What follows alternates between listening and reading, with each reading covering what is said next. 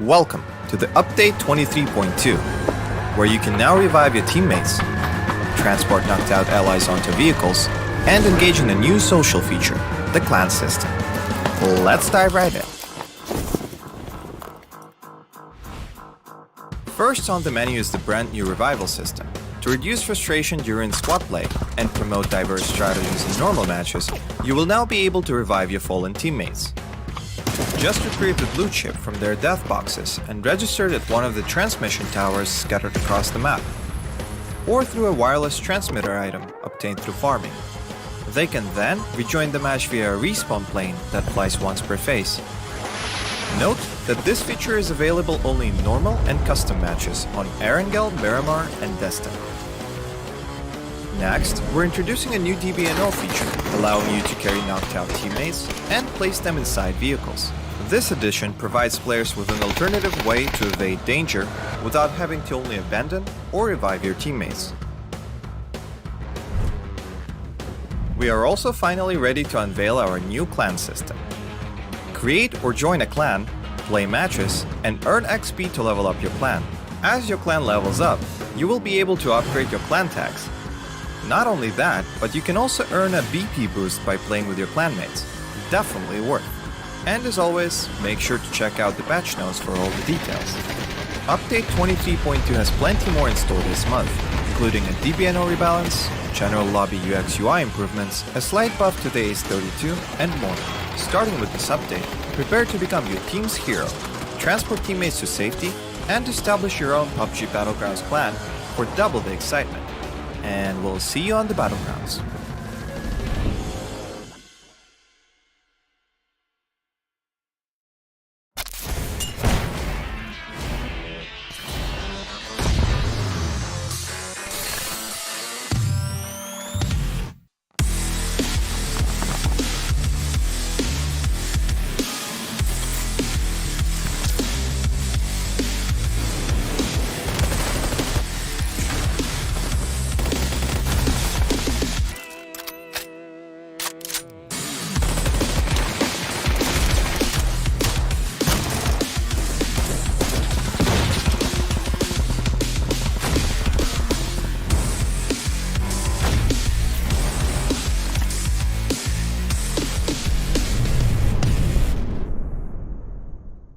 The latest game from Krafton and 5min Lab. Fast pace and full intense PvP action brawler game.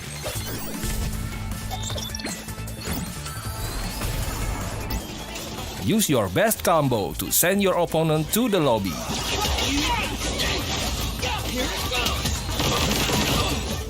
Select your legends and be the winner.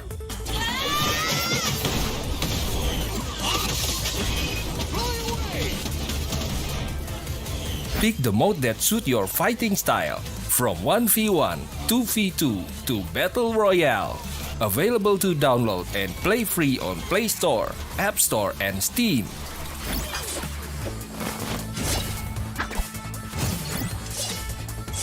Let's be legends today!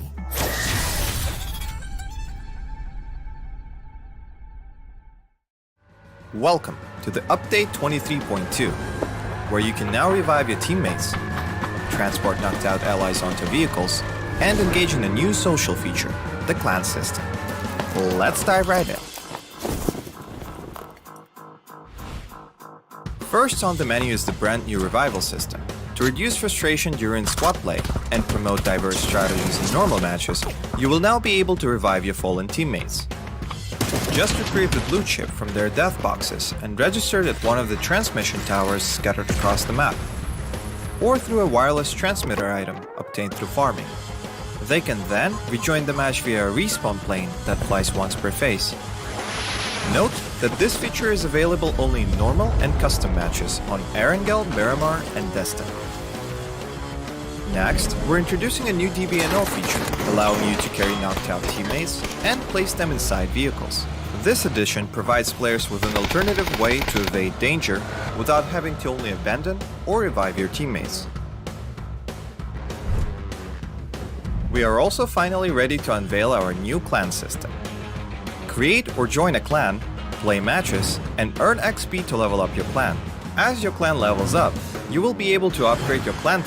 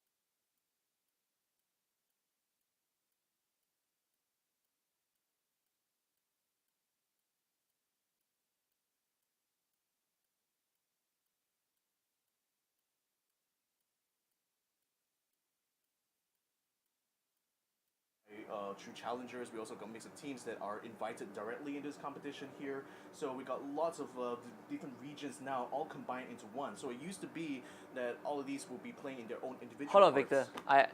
Let me play a game with you. Uh-huh. Do you know what a ventriloquist is? Uh-huh. Someone that talks but doesn't really talk. Right. I've been performing ventriloquism for the past 30 seconds. But now I'm back. Interesting. Apparently, people can't hear me. Oh no. But I'm back.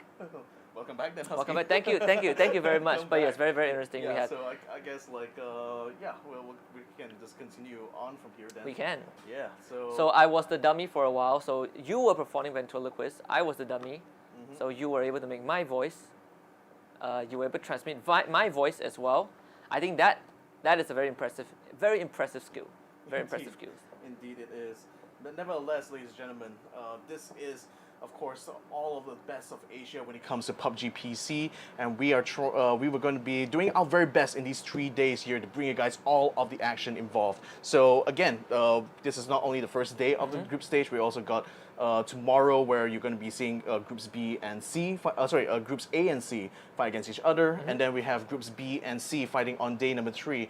And after that, we even have still more challenges ahead, because the teams that didn't make it to the grand finals from there will be making their way to the last chance qualifiers, where we find another 8 to join them in the grand finals. And I think the most interesting part is that the teams only get to play 10 rounds, right? So after 10 rounds, you have to kind of see where you land on the end of the standing. Like, for example, for Group A, you basically finish your group stage by the end of tomorrow. And afterwards, it really comes down to how the other teams perform and whether you make it the top 8. And I think it's a very tall task for a lot of these players. You gotta be on your A game. There's not much rounds for you to kind of burn through and make those mistakes. And last chance qualifiers isn't easy as well. It's a big pool of teams. Again, like a lot of these teams, you rarely actually get to compete with each other unless they're yeah. in international tournaments, you know. And to that point, like a lot of these teams had their first taste really of this new format of competition here during the global series itself. So here you guys can see on your screens right now the schedule that is going to be running throughout the month of May. So we're here on the 17th of May on Wednesday here to play the groups A and B for day 1 of the group stage. Then of course, like I mentioned, we have group A and C coming in day number 2, and groups B and C coming in day 3. That's on Friday. Then on the weekend, that is the last chance qualifier stage. So there's going to be 2 days. It's going to be an absolute royal rumble going on over there, because only 8 slots remain to get into the grand finals, which will be happening from the 24th until the 28th of May. At the Grand Slam, right, the Super Bowl, 5 days of this grand finals action, but to get there is a very arduous journey. You either play 10 good rounds, or you risk this last chance qualifiers and not even making it. So I think, we had some of the teams that are coming in today, I think, feeling a lot more confident. You look at the performance for the past few months, I think some teams are definitely slated to qualify more than others, but this is going to be the event format. Victor did go through it, briefly, but this is the extensive part, right? We have, 24 groups split into 24 teams split into 3 different groups, Group A, B, and C. So for today, we get to see Group A take on Group B. Tomorrow will be A against C, and of course, on the day after that is B against C. Top 8 from all these teams will immediately qualify for the grand finals, whereas the bottom 16, you go to last year's qualifiers, where the top 8 from that qualifies for the grand final. So we have 16 teams playing next week, but you want to be the first 8 to make it through. Yeah, so effectively, you know, a good performance during this group stage means you're going to have a lot more time really to not only recce the other teams, but also to prepare for the grand finals. Whereas like, if you can't make it through the group stage itself, you're going to have to fight even harder, not just through the last round qualifiers, but just basically being in the bottom 8, not say bottom 8, but like the next 8 to only get to the grand finals, and you only have like less than a week of turnaround time by then, right? So yeah, I think every one of these teams here are raring to, you know, just get that top 8 straight away, because that's going to be a huge statement, especially for the really strong teams from that are in this region. Yeah, it even reminds me of a bit of the upper-lower bracket advantage, right, in other more traditional formats. So in this case, I think you want to, again, be the top 8 to make it through. LCQ, you have that 2 days. Again, it's another 10 rounds, right? So a lot is at stake. But, you know, stakes are defined by point system, and this is the point system that we have. Winner with a chicken dinner only gives you 10 points, DQ gives you 1, and that's pretty much it. You know, if you are 7th and 8th, you only get 1 point, and if you're 9th place onwards all the way down to 16, that's 0 points. Yeah, so very much a very good championship format as well, because getting that chicken dinner means that you're already 4 points ahead of the nearest team to you in terms of placement. And of course, you know, this is being run under the new super rules for 2023. So not only like these points have been slightly like tweaked, but we also got a slight tweak as well when it comes to the map pool. You know, we've got Tego and Vikendi now inside the esports map pool from this season onwards. And also, this is the first tournament actually that where we're going to be running, rather first official tournament. Yeah, where we're going to be running Tego as part of the competitive pool. So it's really going to be exciting to see how the teams now will be adapting to this brand new format. Yeah, and I think it's something that's really needed for the competitive scene. We've seen, you know, we've seen Miramar, Erangos across so many years, right? You know, we have this new element. I think what PUBG, what Kraken has done, the evolution of the game. Now you have easier ways to eliminate, you know, the factors of RNG to make it more within the control of these teams. I think you add that little bit of competition to it. Of course, the teams are also fighting for a prize pool, $20,000 for first place. And you finish second, that's $15,000, $8,000 for third place, and all the way down to $1,000 for 17th to 32nd. Yeah, so that's a lot of money on the line here. I mean, $20,000, mind you, for whoever gets into that first place. But there's still plenty of prizes to be won by everyone else as well. But I guarantee most of the teams just looking at that $20,000 number and going like, yeah, I'm going to win this one just for it. I mean, no one would look at 1,000 and be like, yeah, that's what I want to do. Right? I don't know. Maybe your expectations might be low. Yeah, sure, but you know, I always see in this in a way where if you are on this stage already, you are kind of like the top 24 teams, right? So shoot for the stars. You know, you might land on the moon. That's what they need to go for. I mean, everyone gets a piece of the pie. It really boils down to how big that piece is.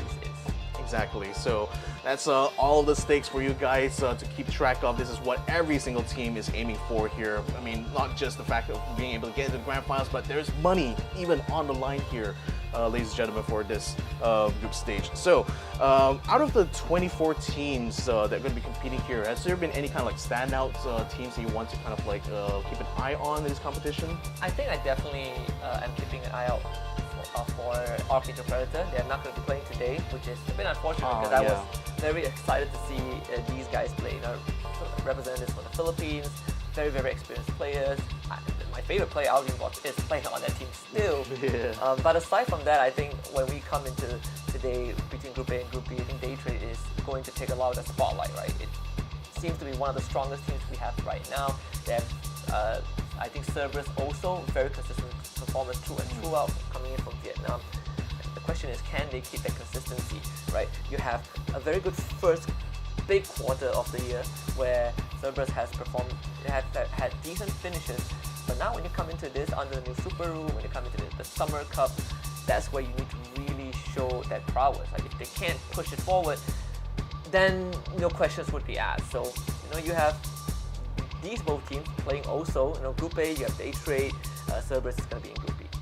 Yeah, so this is the two groups that we'll be playing for day one here. So representing all these different regions here, we got teams from Taiwan, teams from Thailand like Daytrade, QC. We also have eArena, as well as Attack All Around. These guys actually got through due to a fan vote as well. So it's great to see that their supporters are actually having their 2 members. As Impact, he is also in the red, gets down by 777. Not sure if Tay can reach him in time though. Gotta win this long range fight. Actually, see 7. Orlando's shot gets LR in the hand. I think he has attack on the shoulder, but he is running out of time. Yeah, they need to pressure them immediately. They need to try to get onto their position here. And with Impact already down, Tay9 is going to go ahead and try to go for the revive here, just giving them a little bit of lull. The blue zone hasn't quite squeezed them yet. There's still a little bit of time left, 30 seconds in fact. So the Expendables are now trying to see if they can reposition. We got Duck Juice hanging onto the back line here. In the meantime, though, eArena's KM99 still trying to spot this fight that's going on between Daytrade and number 1 here. Haven't quite drawn much blood themselves. They only see 3 members of eArena here. Okay, they're still having a full stack at the moment. Only managed to get that 1 kill, but eArena still putting some shots onto Daytrade, just putting some pressure onto them. 1 is still locked up in the fight with number 1. And we're quickly approaching phase number 4 as well, right? It's less than a minute until that circle is going to close on to the southern side a little bit. Once more teams on the northern end, they're going to have a slightly better time. It's a more spread out distribution of Team Cerberus now, putting a lot of pressure onto their opponents. On that eastern side, NGE getting down as Dukmi does get the knock. They will secure also Cerberus. Headway, NGE snipe. Who even steals that one away from Cerberus, but they do have 3 kills already, and that does expose a little bit of an info over to Cerberus that there's a 3rd team around, and NGE ends up getting wiped out by AAA instead. Cerberus, they did lose Haisaki somewhere down the road, and now they're the ones getting pressured. Jan Kuwov with the double there, finishing off the rest of New Generation Esports. So that's 16 plays for them. And on call now, just pressuring onto Baba Goose here on EXO Clan. He's going to be alone. He's trying to hide behind a tree. So far, he's been able to avoid damage until that point when Nando finally puts an end to his run. And Trick also helping him. But 1 call continues this run. You have Daytrade in front of them. Number 1 is also nearby. This could be a 4-way fight. SST on the eastern side.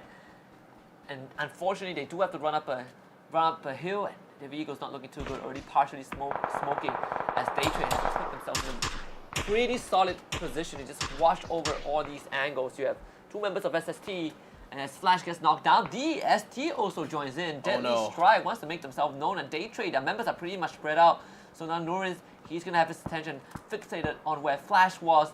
That might open him up to SST, who has 2 members on the flank. With so many enemies around, I think Daytrade is going to have to do with just grouping together right now. But we do see Belmov attempting to go for the revive on Flash. It's a bit risky right now, and Daytrade might be spreading themselves a little bit thin. They need all hands on deck right now to keep spotting over the horizon here, because this circle is getting crowded and crowded by the minute here. So Flash still going to be caught up here by Belmov. Daytrade in the meantime, again, just scanning those horizons, trying to spot any movements here. We see 1 call already going to try to make a move here. PMA is also joined into the field here as well, just over the horizon. But right now, with on call already getting himself set up on this side of the mountain here, there's plenty of cover for them to use. Enter 436 now, also putting some shots here, spotting PMA on the other side there. They are trying their best here to get a good base of fire, but again, there's just outside of that ring of the circle. They need to try to get some of these eliminations done. And there's smoke being thrown out as well from 1 call, just trying to break that line of sight, but you have the members of Daytrade very spread out. Seymour is going to see Puchos. This could be a crucial shot, but he's going to hold off on that info for now. Join on with the rest of 1 call. It is an inevitability. They got to push through Daytrade, and this is a tall task because number 1 is also, again, around this area. You have SST present as well, and Daytrade holds a very crucial checkpoint. Look at them just flashed out across that area, and now they get to really guard the circle. Yep, it's fortunate for them that the circle landed on top, so they can still hold position somewhat, and we still have Flash inside the building there, so there could be a base for them to return to. But gunfire is being spread all around. eArena, as well as number 1 and on 1 call, are all stuck just on the outside there with the blue zones on their back. and they're getting gate camped very heavily here by Daytrade. So this is not going to be an easy way for them to get into this next circle. QConfirm in the meantime, a little bit spread out. We're also spending a bit of smoke grenades right now, trying to flush out Enter Force 36, and actually successfully get XP out, and trading kills right away here. QConfirm says Earth is going to try to get the spray down to try to take on XQ1, but he still is able to slip away there while his teammate is still hugging on the ground right now. Frag ready going to be sent down to the shack. Is that going to be enough to stop the XQ1? XQ1 says oh, and takes them out with one fell swoop there. So actually that was Insight in the meantime who managed to get the double kill there with a grenade, but Zapalui is still alive right now, still keeping the pressure onto Enter Force 36. Another grenade there is going to be ending X-Keys 31's life. Yeah, and even got the headshot onto K. Starlo also helping out. QC on the other end also getting pressured by E36. These guys, big nade from Davado. That is exactly what E36 is looking for. You gotta get rid of the members of QC holding that open ground. UV not able to find some sort of shots. Meanwhile, QC continues to pressure onto E36 with Zapalui on the ground. You only have 2 more members left. Opons is gonna kind of set up the shoes as well. He's barricading himself out in the open. Not much protection to work with. Dava, he's down 3 HP. Barely holding on. He's gonna start bandaging himself up. QC looking for the wipe. SST ends up getting destroyed, and you even have Redsea basically barbecued by eArena. Nando J also on the floor as he gets sniped from afar. And it's just kills and knocks happening. They even flying through Trick. Able to barely avoid that, but one call, they're down to just one. Yeah, I mean, it's a very tricky spot there for Trick because now the blue zone is starting to crowd around him. He's going to be forced to get out of this dude here, but he hasn't found the pickup that he's looking for here. Nevertheless, only 2 members of the game still remain, but because Daytrade is right now pressuring them from behind, breathing down their throats right now, so they have more problems here than just the one member of one call there, which is Trick. So now they're going to be forced to turn around here and try to fight against Daytraders who decided to push up onto them. The Expendables in the meantime now, Doug, Juice, and Tanvu setting up a good line of smoke here in this battle against AA. They've already gotten down to 3 of the members already, so only 1 member still remain from the attack all-around team. And now grenades are being sent out while they're trying to bring the revive in. That grenade almost meets its mark there. They just need to find it on Inquisitor. They will find it as well. Attack all-around out in 8th place. I believe that wasn't secured by TE. It was actually stolen away by Deadly Strike. So they got a couple of free kill points off of all the hard work that by the Expendables. As Zapaloi does perish to the blue, and now you kind of see the rest of the game kind of fleshed out a bit. UV having the center of the circle. They basically have full control of the circle right now. Yeah, we got the Deadly Strike as well as the Expendables now fighting each other on the eastern side. And still mostly a full stack there, but then the Deadly Strike already has lost 1. But a very even fight nevertheless though, but with them already moving up with the smokes as well, that's putting a tremendous amount of pressure here onto Deadly Strike. Can they hold on for dear life? Can they find them actually? That's the first question. No, they could not!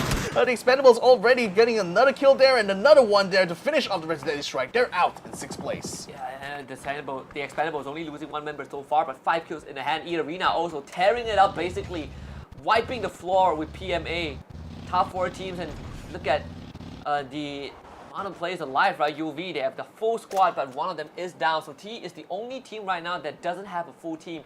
eArena, if they can get rid of UV, they're gonna get full control of the circle. Very scary thought, but eArena so far, they're gonna split up in this 2-2 formation and try to look for a pincer. Daytrade also finding a compound right beside UV. This could be a deadly 3-way fight.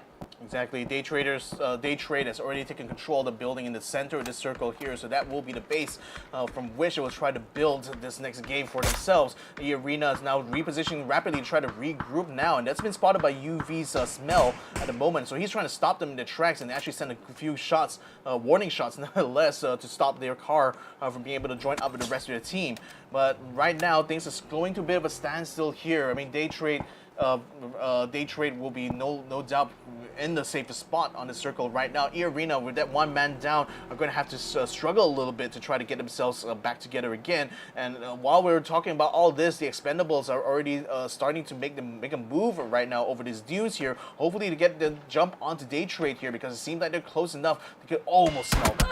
Yeah, Daytrade can even keep TE in check if they want to, right? TE, they are struggling to get it. No one's wrong, no one's decent damage. But also going to pressure from afar. But remember the UV and TE, both of them working together, and the Molotov even fries Belmov. So suddenly Daytrade having 2 other members on the ground. Puchus, you can see him driving towards the team. Gotta go for the save, but Puchus is gonna make sure that does not happen. TE is doing it in the clutch moments. The members of Daytrade are all falling like flies, and suddenly they're just down to 1 member. And his flash is a decent compound to work with, but it's not gonna last for long. This high ground is not going to be in his favor, but flash, woo! What a shot! The M24 just completely shatters the helmet of Sizzy. But the work is not done just yet. No confirmed kills means that Daytrade are still in danger. Gotta deal with TE also. The circle doesn't favor him. In fact, if you look at eArena, they are able to bring CZ back up, so Daytrade are in the worst spot right now. Yeah, now you Ultraviolet are quite literally the center of attention right now in this next circle, and with the blue zone already on the Daytrade's backs here, with the only sole member left here, Daytrade is going to have to pin all their hopes onto him here to try to weather out the storm. So 3 teams can still fight it out here, or rather can still afford to try to take some fights here, and the Expendables are trying to do their very best to scout out the last member of Daytrade. Can't quite find him over the horizon though, so they have to turn their attention now to the other teams on the other side. Yeah, Flash caught another shot onto Duck Juice this time, but once more no confirmed kills. Tanvu will bring him back up. You are losing that helmet though, those armor damage. They are gonna start stacking up. UV not having the most kills, only 2 in the back. And finally, they are gonna lose a part of that circle, but again, the center is controlled. I wonder if the other 2 on the northern side will start the rendezvous, because UV are getting pressured by the members of eArena, and you only have 2 of them. So it's still a fair fight. The Expendables continuing to play outside. And this is good. This is making a really good situation here actually for UV, because if even eArena decides to pressure them in the building, they still have another 2 can provide support from a distance. But now with Daytrade's Flash joining them in this fight here, he might try to become a third party. So far, he's been very, very annoying to the Expendables on the other side. But now that he's moved away from Sniper's Nest position, he's hopeful to at least try to get some extra kills when he gets into the building. Now just checking those corners, making sure that it's completely clear. UV in the meantime decided to go on the outside and get it completely wiped though by eArena. eArena's KM99 taking out the kill. Sapao as well. He's actually taking himself out there, so there's already 2 down from UV here. What a bad way to start things off for them. Yeah, and those were the 2 members that needed to get into the circle, right? Completely caught mid-rotation. The frag grenade thrown out, unfortunately not finding anything in return. 777 does see the head of Sizzy. Can't really get the shot in, so has to reposition for a higher altitude. eArena somehow still keeping the entire squad alive throughout all of that. They will heal themselves up as well. And again, the biggest target is to flush UV out of the compound and get more control. The next 10 seconds will give us phase number 8, and that's going to be scary because now the circle already don't have much space to work with, and you still have these buildings which the teams are trying to get control over. Flash himself having one on the southern end, and this circle barely keeping EA in it. Barely, but then the other 2 members, KM99 and Zizzy, are just out on the outside and will be caught by the blue zone soon. So they need to rotate sooner rather than later. So that's why the other 2 members are going to try to put some pressure on the MBK and Smell, who are holed up inside the building right now, inside now, leading the way, trying to get up on top. Doesn't quite find his way through quite yet, but then again, they need to try to flush out the rest of UV here. So spotting the windows right now, we got them set up on the other side exactly.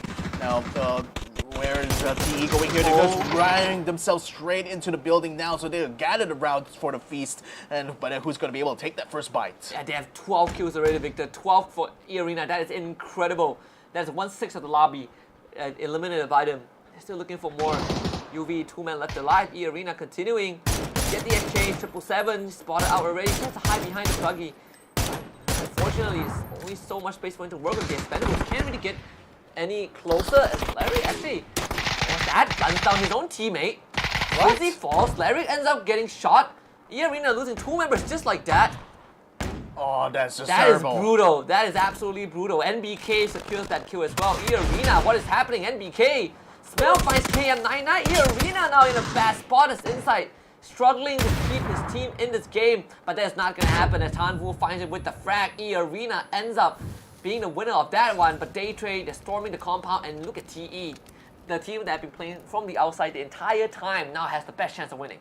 Yeah, they have the manpower, they have the numbers. Unicorn Venom is going to try to bring NBK back up, so at least they'll have two partners. Daytrade is still in the fight though, as Flash has been able to stay out of trouble this whole time. So it's still a three-way battle here. The Expendables now going to be making their way into the building that Venom is holding at the moment. Flash in the meantime just watching intently from his window, from his vantage point right now, to just let the other two fight there and hopefully be able to secure a top 3 position here. But Flash he's going to be repositioning himself actually, in fact. So we'll see how the Expendables are going to try to do this, because they have the manpower right now, but they don't have information here, and that's going to be crucial because this building, it's relatively huge. You can't really tell if they're going to be on the first floor or the second floor here, and there are plenty of opportunities for them to try to send some grenades. But I don't think there's a lot even going on the side of Unicorn Venom here. Only a couple of frags, one smoke and one Molotov. He's still going to try to send a smoke anywhere on the outside and hopefully try to throw off the rest of the Expendables. This is going to be a tough one. Tanvu is still keeping an eye on the outside, and then Molotov is going to cut off that point of entry, but NBK tries to go for a jiggle, ends up dying, just absolute spray down by the AOG. The Expendables slowly making their way in as well. Daytrade not suddenly Smell needs to get his team back, but that's going to expose his position. Look at all the flashbang trying to push Smell away from his teammate, and the Expendables just doing it so well. It's nothing much that UV could do, and Daytrade is a 1 versus 3, and Flash, he has survived for longer than he should have, but maybe to the end, the Expendables, okay, the Flash gets the first one onto Duck Juice, and 32 and getting good damage down as well. Those chips, they're gonna start to pay off. The frag, unfortunately, blocked by the wall. The second frag also comes through for Tanvu, that's not hitting the mark. 777 going to Duck Juice. Flash is gonna toss out his own nade. Got it to Tanvu, but missing the shot. Good attempt nonetheless, but the Expendable starts it off with a chicken dinner. Indeed, what a finish that was there. But I gotta say, I was wondering what the heck happened to eArena during the fight, because it seemed like a mistake actually costed them entirely this match in the final place. We're seeing the Expendables on screen right now, and a brilliant performance for them in this first round, and with a chicken dinner in hand, you know, just to bring back that mulligan analogy I was bringing for. I mean, they've got the best hand in the best suits right now to play in this day one itself. So yeah. As of right now, the Expendables can certainly savor this victory right now. They've certainly proven themselves to be able to get this chicken dinner now. Let's see how they're going to try to play things out as the day is still very young.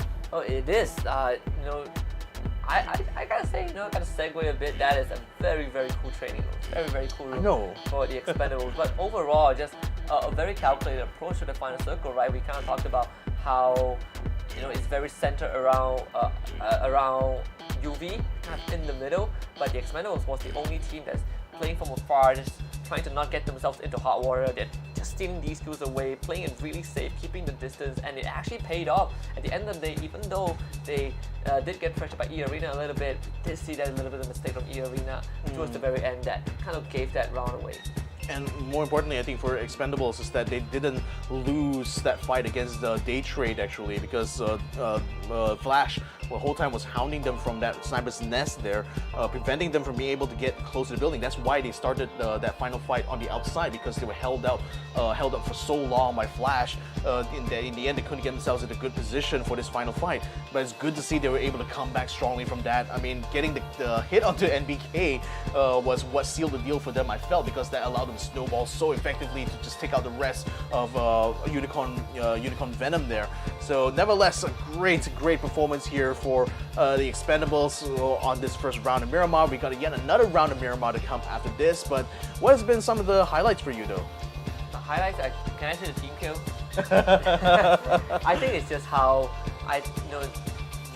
aside from the fact that the Expendables got the chicken dinner, you also look at eArena, right? I think they finished the round with 12 kills, 13 kills, and it kind of makes up for the deficit that I think they lost out because they didn't get the chicken dinner at the very end. But overall, I would say Flash, he definitely caught my attention. And again, with eArena having like what was it by the end of the round there? I mean, we saw 12 kills. I think we're going to find out a lot more about how many points we've gotten completely here from eArena. So I expect it's going to be quite close between them as well as the Expendables, because both of them were been consistently getting the fights all across. You know, so we're going to be seeing once they've tabulated the full scores what the full picture of our first match will be. But gotta say, what an explosive start to this day, isn't it? Absolutely. We have one more map of Miramar coming up, and afterwards, then we will we will kind of debut our latest map in the competitive pool. But we kind of get a feel of Miramar's, and it kind of panned out just how we thought it would be, right? Just a very slow start because it's a very chaotic mid to late game, and it really, and I think it does, put some pressure on a lot of these teams where there's not much happening early on, and sometimes if you have a stroke of luck, you make a rotation just a bit late, you get caught up in the middle. These third parties, they would ruin your chances. So I want to see how these teams kind of switch it up when we head into Miramar again on match 2. Exactly. There's still 4 more maps to be played for the rest of the day, so make sure you guys clear your schedules. You're going to be sitting here with us as we bring you guys all of the action here in this PUBG Asia Super Cup. So that was already the first match done and dusted. Second one is still going to be on Miramar yet again. Still going to be seeing whether or not Cerberus will be able to come back a bit stronger this time around. They weren't able to make it to the top 4, surprisingly, even though they actually had a fairly decent start to this one. And I think Cerberus, right? They started off on a rough foot, right? They almost lost one of their members to PMA. They were able to recover, but unfortunately, it's just again those mid game chaos, right? Really caught them off guard. I think a lot of teams fell prey to that attack all around. Also, we said how Redsea Esports, they have a very easy way coming in from the northern side, because most of the teams are on the southern end, and they also got wiped out pretty quickly. Indeed. So I want to also see whether or not Daytrade will be able to do something a little bit better this time around, because it seems like they thought they had the best idea actually getting to that building in the south side of that circle there, but unfortunately the next circle spawned a little bit farther north, forcing them out of the way and out into the open. Only Flash was able to capitalize on most of it, given that he had the M24 in hand and was certainly giving us a lot of really good shots throughout. But nevertheless, I think good start so far. We'll see how things will turn out for the rest of the day.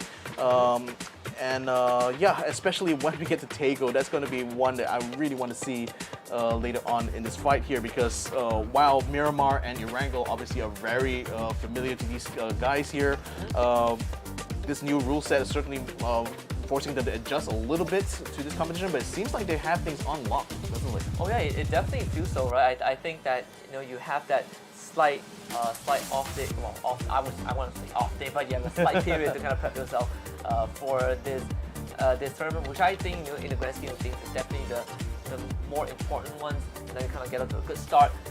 And when you have a format that only gives you 10 rounds to make use of, you've got to have a explosive opening. And I think we saw some shining examples that perhaps if they keep this up for the rest of the day, they're already halfway through the grand finals.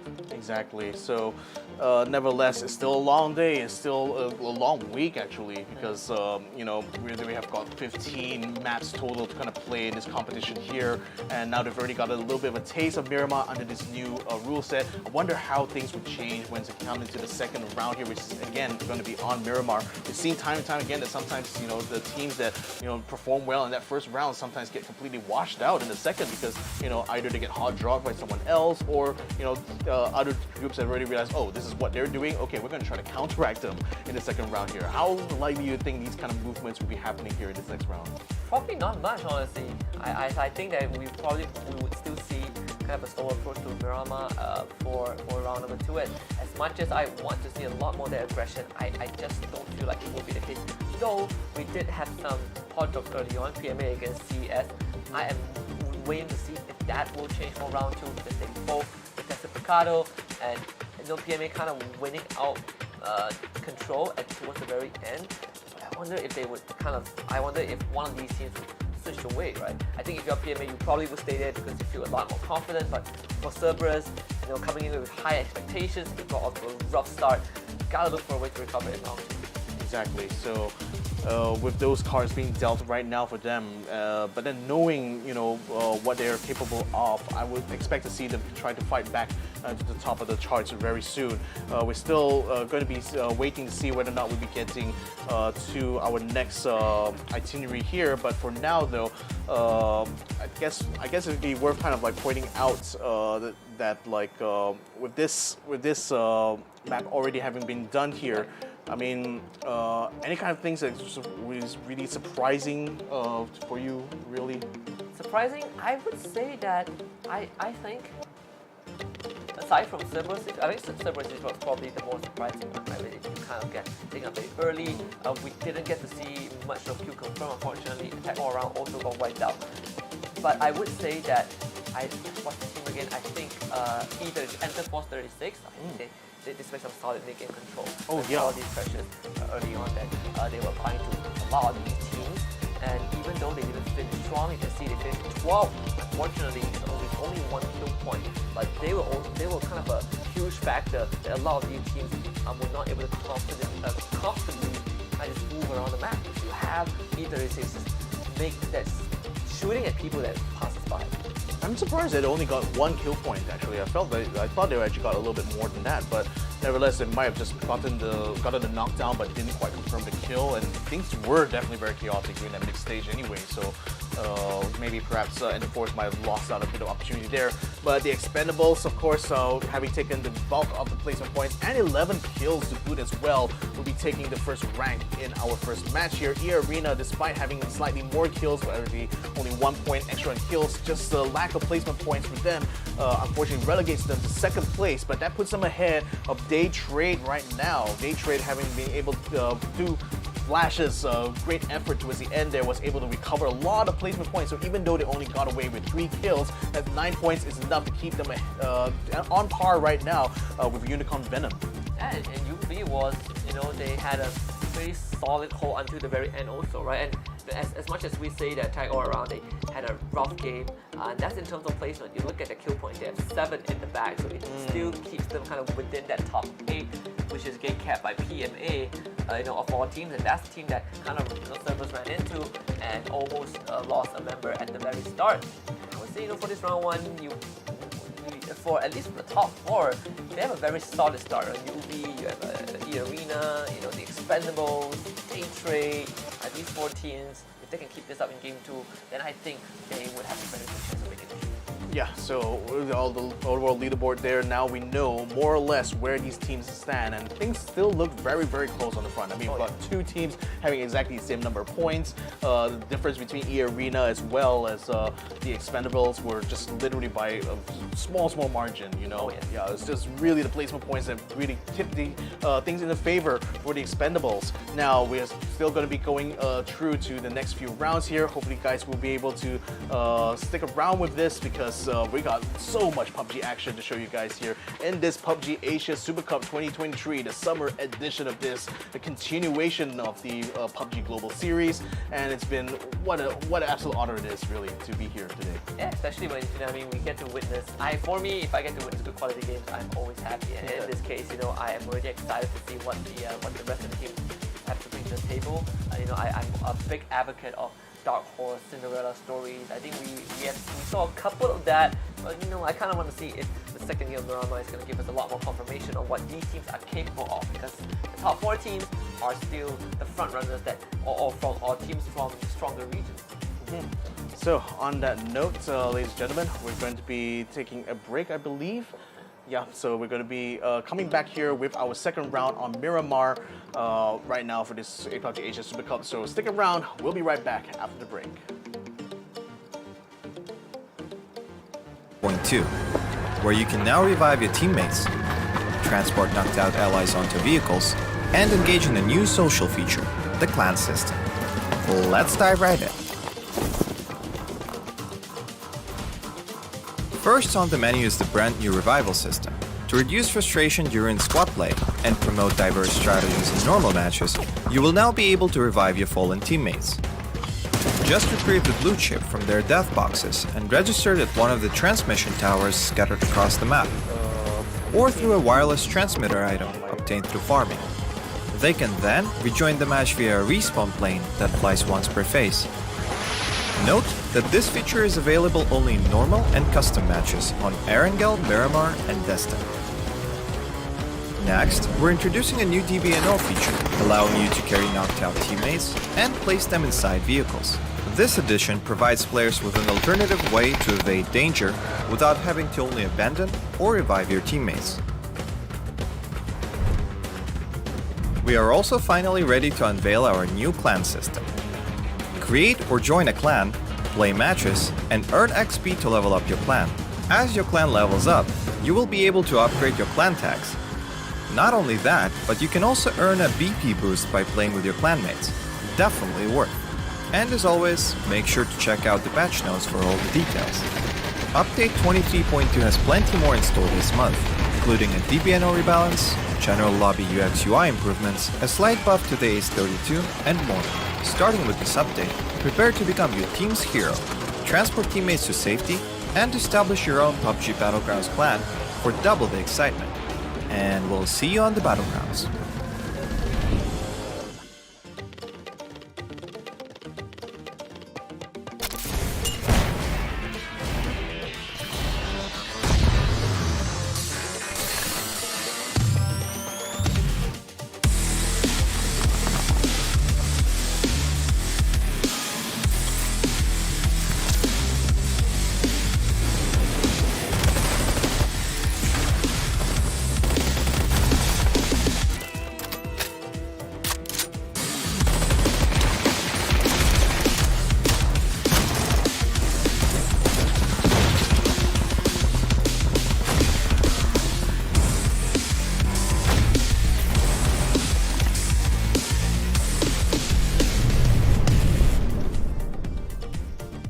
The latest game from Krafton and 5min Lab. Fast pace and full intense PvP action brawler game.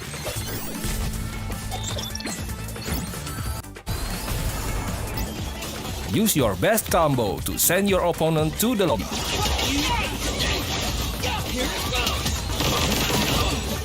Select your legends and be the winner.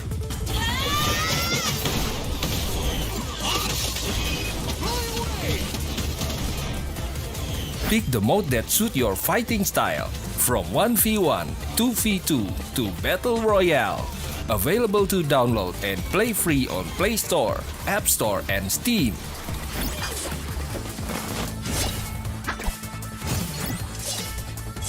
Let's be legends today!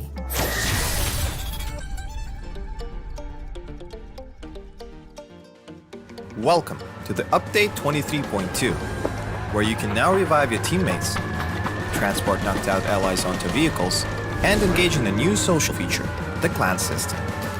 Let's dive right in. First on the menu is the brand new revival system. To reduce frustration during squad play and promote diverse strategies in normal matches, you will now be able to revive your fallen teammates. Just retrieve the blue chip from their death boxes and register it at one of the transmission towers scattered across the map, or through a wireless transmitter item obtained through farming. They can then rejoin the match via a respawn plane that flies once per phase. Note that this feature is available only in normal and custom matches on Erangel, Miramar, and Destin. Next, we're introducing a new DBNO feature, allowing you to carry knocked out teammates and place them inside vehicles. This addition provides players with an alternative way to evade danger without having to only abandon or revive your teammates. We are also finally ready to unveil our new clan system. Create or join a clan, play matches, and earn XP to level up your clan. As your clan levels up, you will be able to upgrade your clan tags. Not only that, but you can also earn a BP boost by playing with your clanmates. Definitely worth. And as always, make sure to check out the patch notes for all the details. Update 23.2 has plenty more in store this month, including a DBNO rebalance, general lobby UX UI improvements, a slight buff to the Ace 32, and more. Starting with this update, prepare to become your team's hero, transport teammates to safety, and establish your own PUBG Battlegrounds clan for double the excitement. And we'll see you on the Battlegrounds.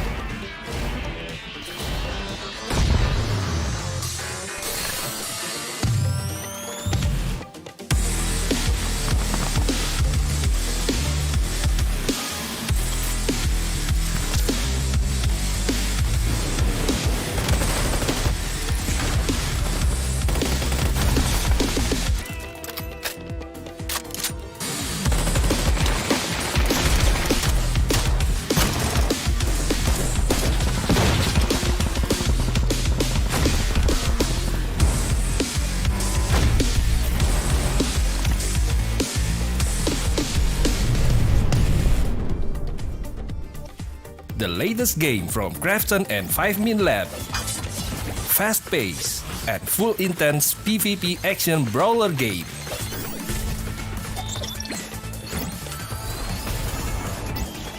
Use your best combo to send your opponent to the lobby.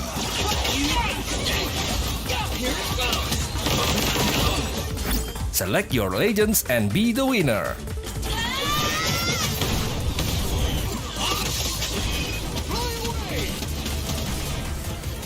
Pick the mode that suits your fighting style, from 1v1, 2v2 to Battle Royale. Available to download and play free on Play Store, App Store and Steam.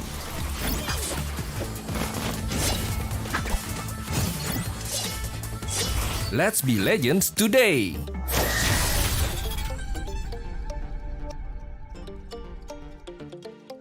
Welcome to the Update 23.2, where you can now revive your teammates, transport knocked out allies onto vehicles, and engage in a new social feature, the clan system. Let's dive right in. First on the menu is the brand new revival system.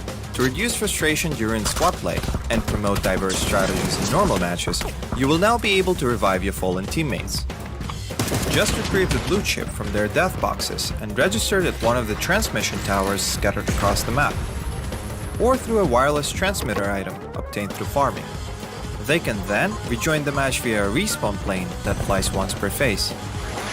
Note that this feature is available only in normal and custom matches on Erangel, Miramar, and Destiny. Next, we're introducing a new DBNO feature, allowing you to carry knocked out teammates and place them inside vehicles. This addition provides players with an alternative way to evade danger without having to only abandon or revive your teammates.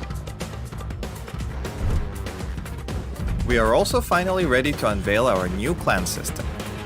Create or join a clan, play matches, and earn XP to level up your clan. As your clan levels up, you will be able to upgrade your clan tags. Not only that, but you can also earn a BP boost by playing with your clanmates. Definitely worth. And as always, make sure to check out the patch notes for all the details. Update 23.2 has plenty more in store this month, including a DBNO rebalance, general lobby UX UI improvements, a slight buff to the Ace32, and more. Starting with this update, prepare to become your team's hero, transport teammates to safety, and establish your own PUBG Battlegrounds clan for double the excitement.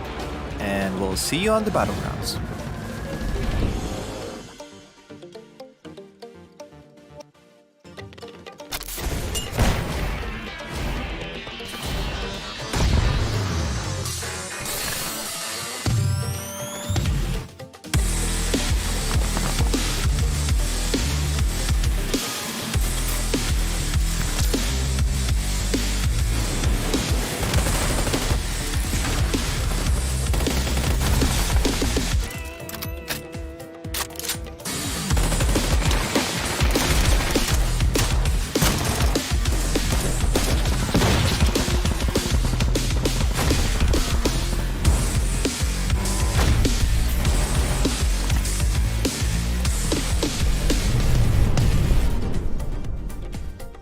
The latest game from Krafton and 5min Lab. Fast pace and full intense PvP action brawler game.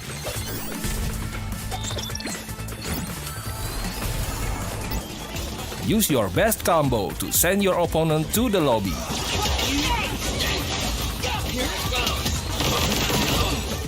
Select your legends and be the winner.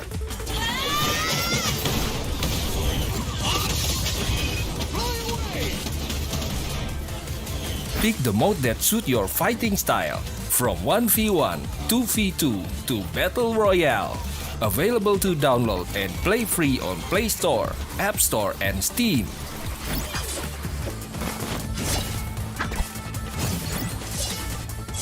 Let's be legends today!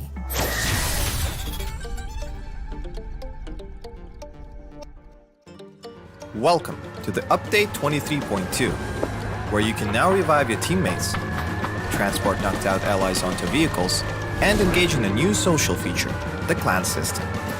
Let's dive right in. First on the menu is the brand new revival system. To reduce frustration during squad play and promote diverse strategies in normal matches, you will now be able to revive your fallen teammates. Just retrieve the blue chip from their death boxes and register it at one of the transmission towers scattered across the map, or through a wireless transmitter item obtained through farming. They can then rejoin the match via a respawn plane that flies once per phase. Note that this feature is available only in normal and custom matches on Erangel, Miramar, and Destiny. Next, we're introducing a new DBNO feature, allowing you to carry knocked out teammates and place them inside vehicles. This addition provides players with an alternative way to evade danger without having to only abandon or revive your teammates.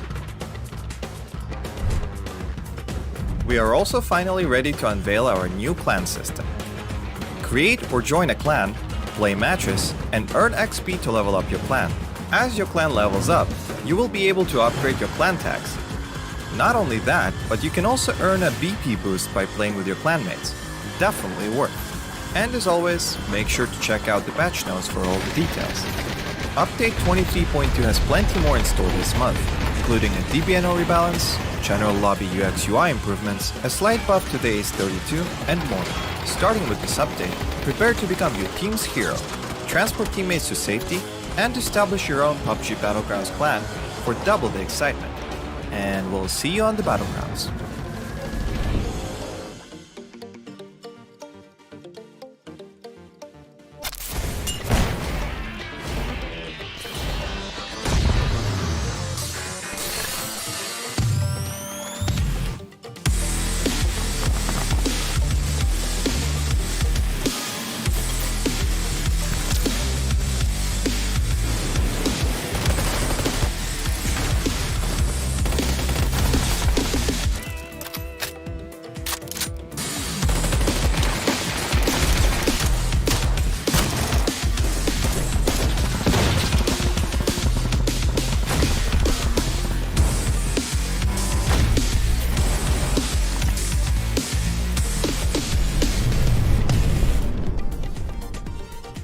The latest game from Krafton and 5min Lab. Fast pace and full intense PvP action brawler game.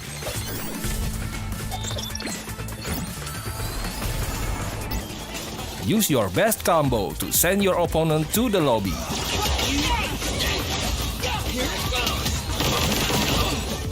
Select your legends and be the winner.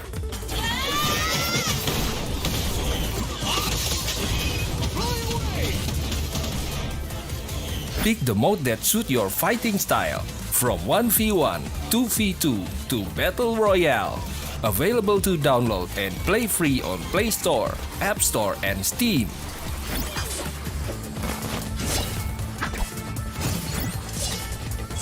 Let's be legends today!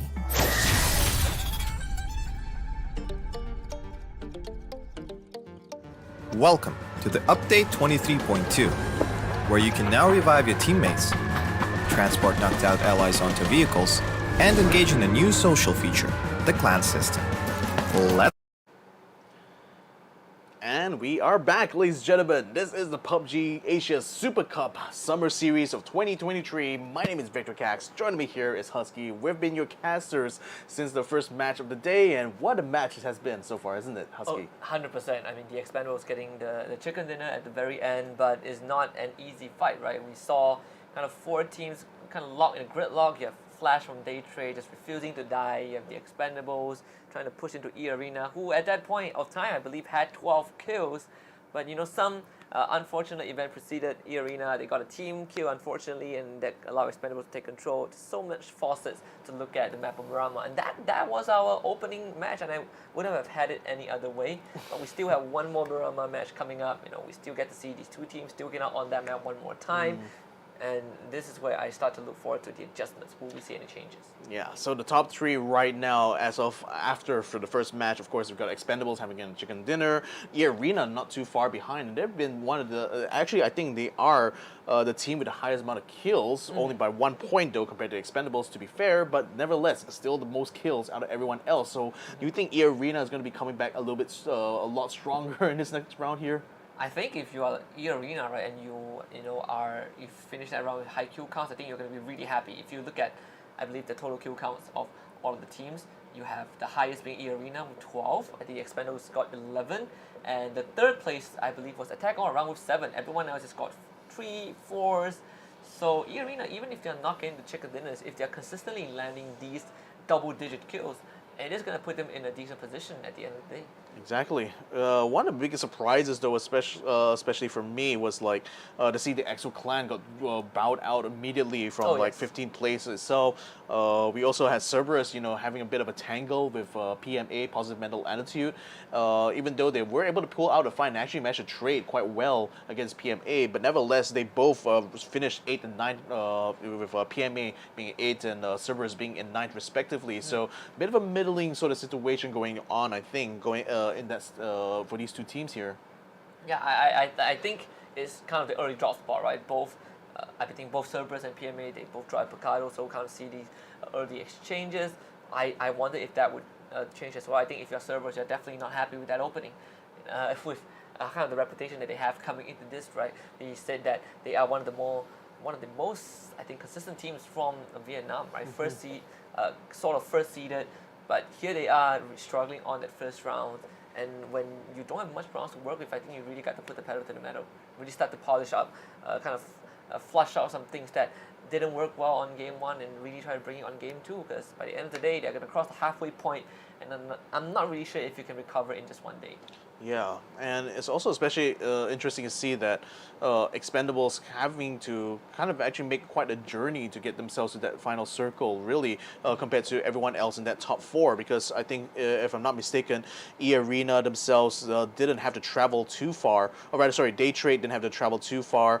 eArena themselves, like, were already coming out from the south side anyway, so that circle landing literally within the backyard was certainly advantageous for them. But conversely, Expendables, they were a lot more to the eastern side, having landed around La Bendita, that area, and actually having cut through a lot of room there. In fact, having to cross paths together with some of the other teams going through. So the fact that they were able to, be able to make it that final fight, I think is quite impressive on the Expendables' part, for that situational awareness. Yeah, I mean, they had to fight to many teams, right, to even get to a position where they, kind of are able to have a decent distance to work with, and towards the end of the circle, teams that came in from the southern side generally have to really just fight their way through, because the circle just was really unforgiving, and you have a lot of these drops that happen to go towards the southern end of the map as well. One thing that's good about the first round is that we have a very generous flight path. I'm an evil man. I want to see that change, because when we did Challenger Rumble, we did not get a single normal circle. Right. I mean, circles either in the water. This is the first normal circle we got in a tournament. Yeah. And we had to wait one tournament for this. So I wonder if that will continue. It will be very interesting though, because especially on the map like Miramar, you generally don't expect to get a lot of water towards the very end.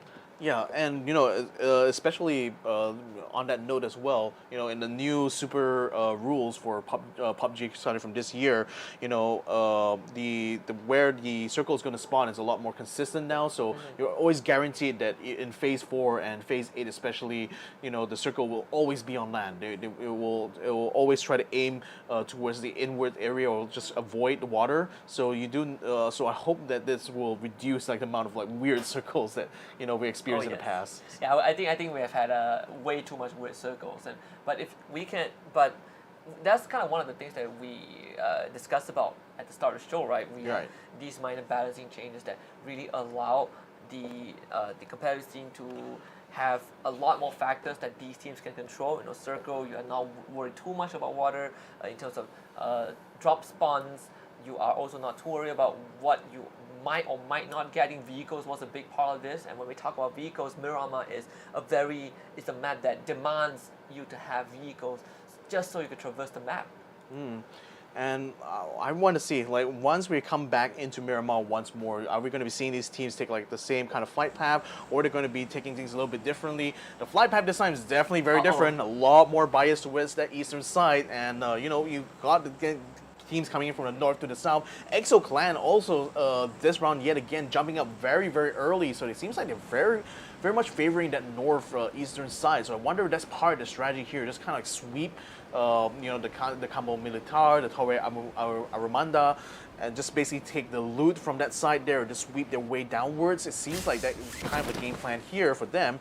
CES as well as PMA seem to be jumping out at the same time, and they're headed towards Picado once more. Are we going to be seeing a repeat of round 1 where they're going to be hot dropping each other, or CES going to drop themselves a little bit short here? I mean, again, the possibilities are still there for them to go for round number 2 here. Yeah, especially when this fight path is so much more skewed towards the eastern side. So you open up the west side of the map, and a lot of these teams might be forced to kind of alter their drop spot just a little bit. That's not gonna feel good if you are teams that normally wants to go to El Pozo and normally decides to drop to Valdemar. But you know, it's a blessing in disguise. I guess the circle was like, well, if we give it the fight path on the east side, we're gonna put the circle on the eastern side as well. And I think, you know, with the new, with kind of how they adjusted the circle formation and how it closes in, I think the teams can easily just read that we are gonna end up on dry land towards the later phase of the game. Pretty much, but I think more importantly for CS and PMA, should they decide to try to brawl against each other at Picado once more, they have very much less to worry about this time around. Oh, they are? Yeah, exactly. The jumping right on top, and Teddy already getting the first hit. Duck Mai already taking out Pete as well, so it's 1-for-1 at the moment. Tycon already kind of finding stops, finishing off as well, so Cerberus already drawing blood straight onto positive mental attitude. Now they will also take out Pete at the same time. 2 members of PMA still remaining. Teddy managed to get out of the way though, and gone way out of dodge there, and CS just going to be holding the ground still right at this building here, and with those 2 kills, I think they're certainly going to be very happy with that. Absolutely elated. They don't even lose Himas.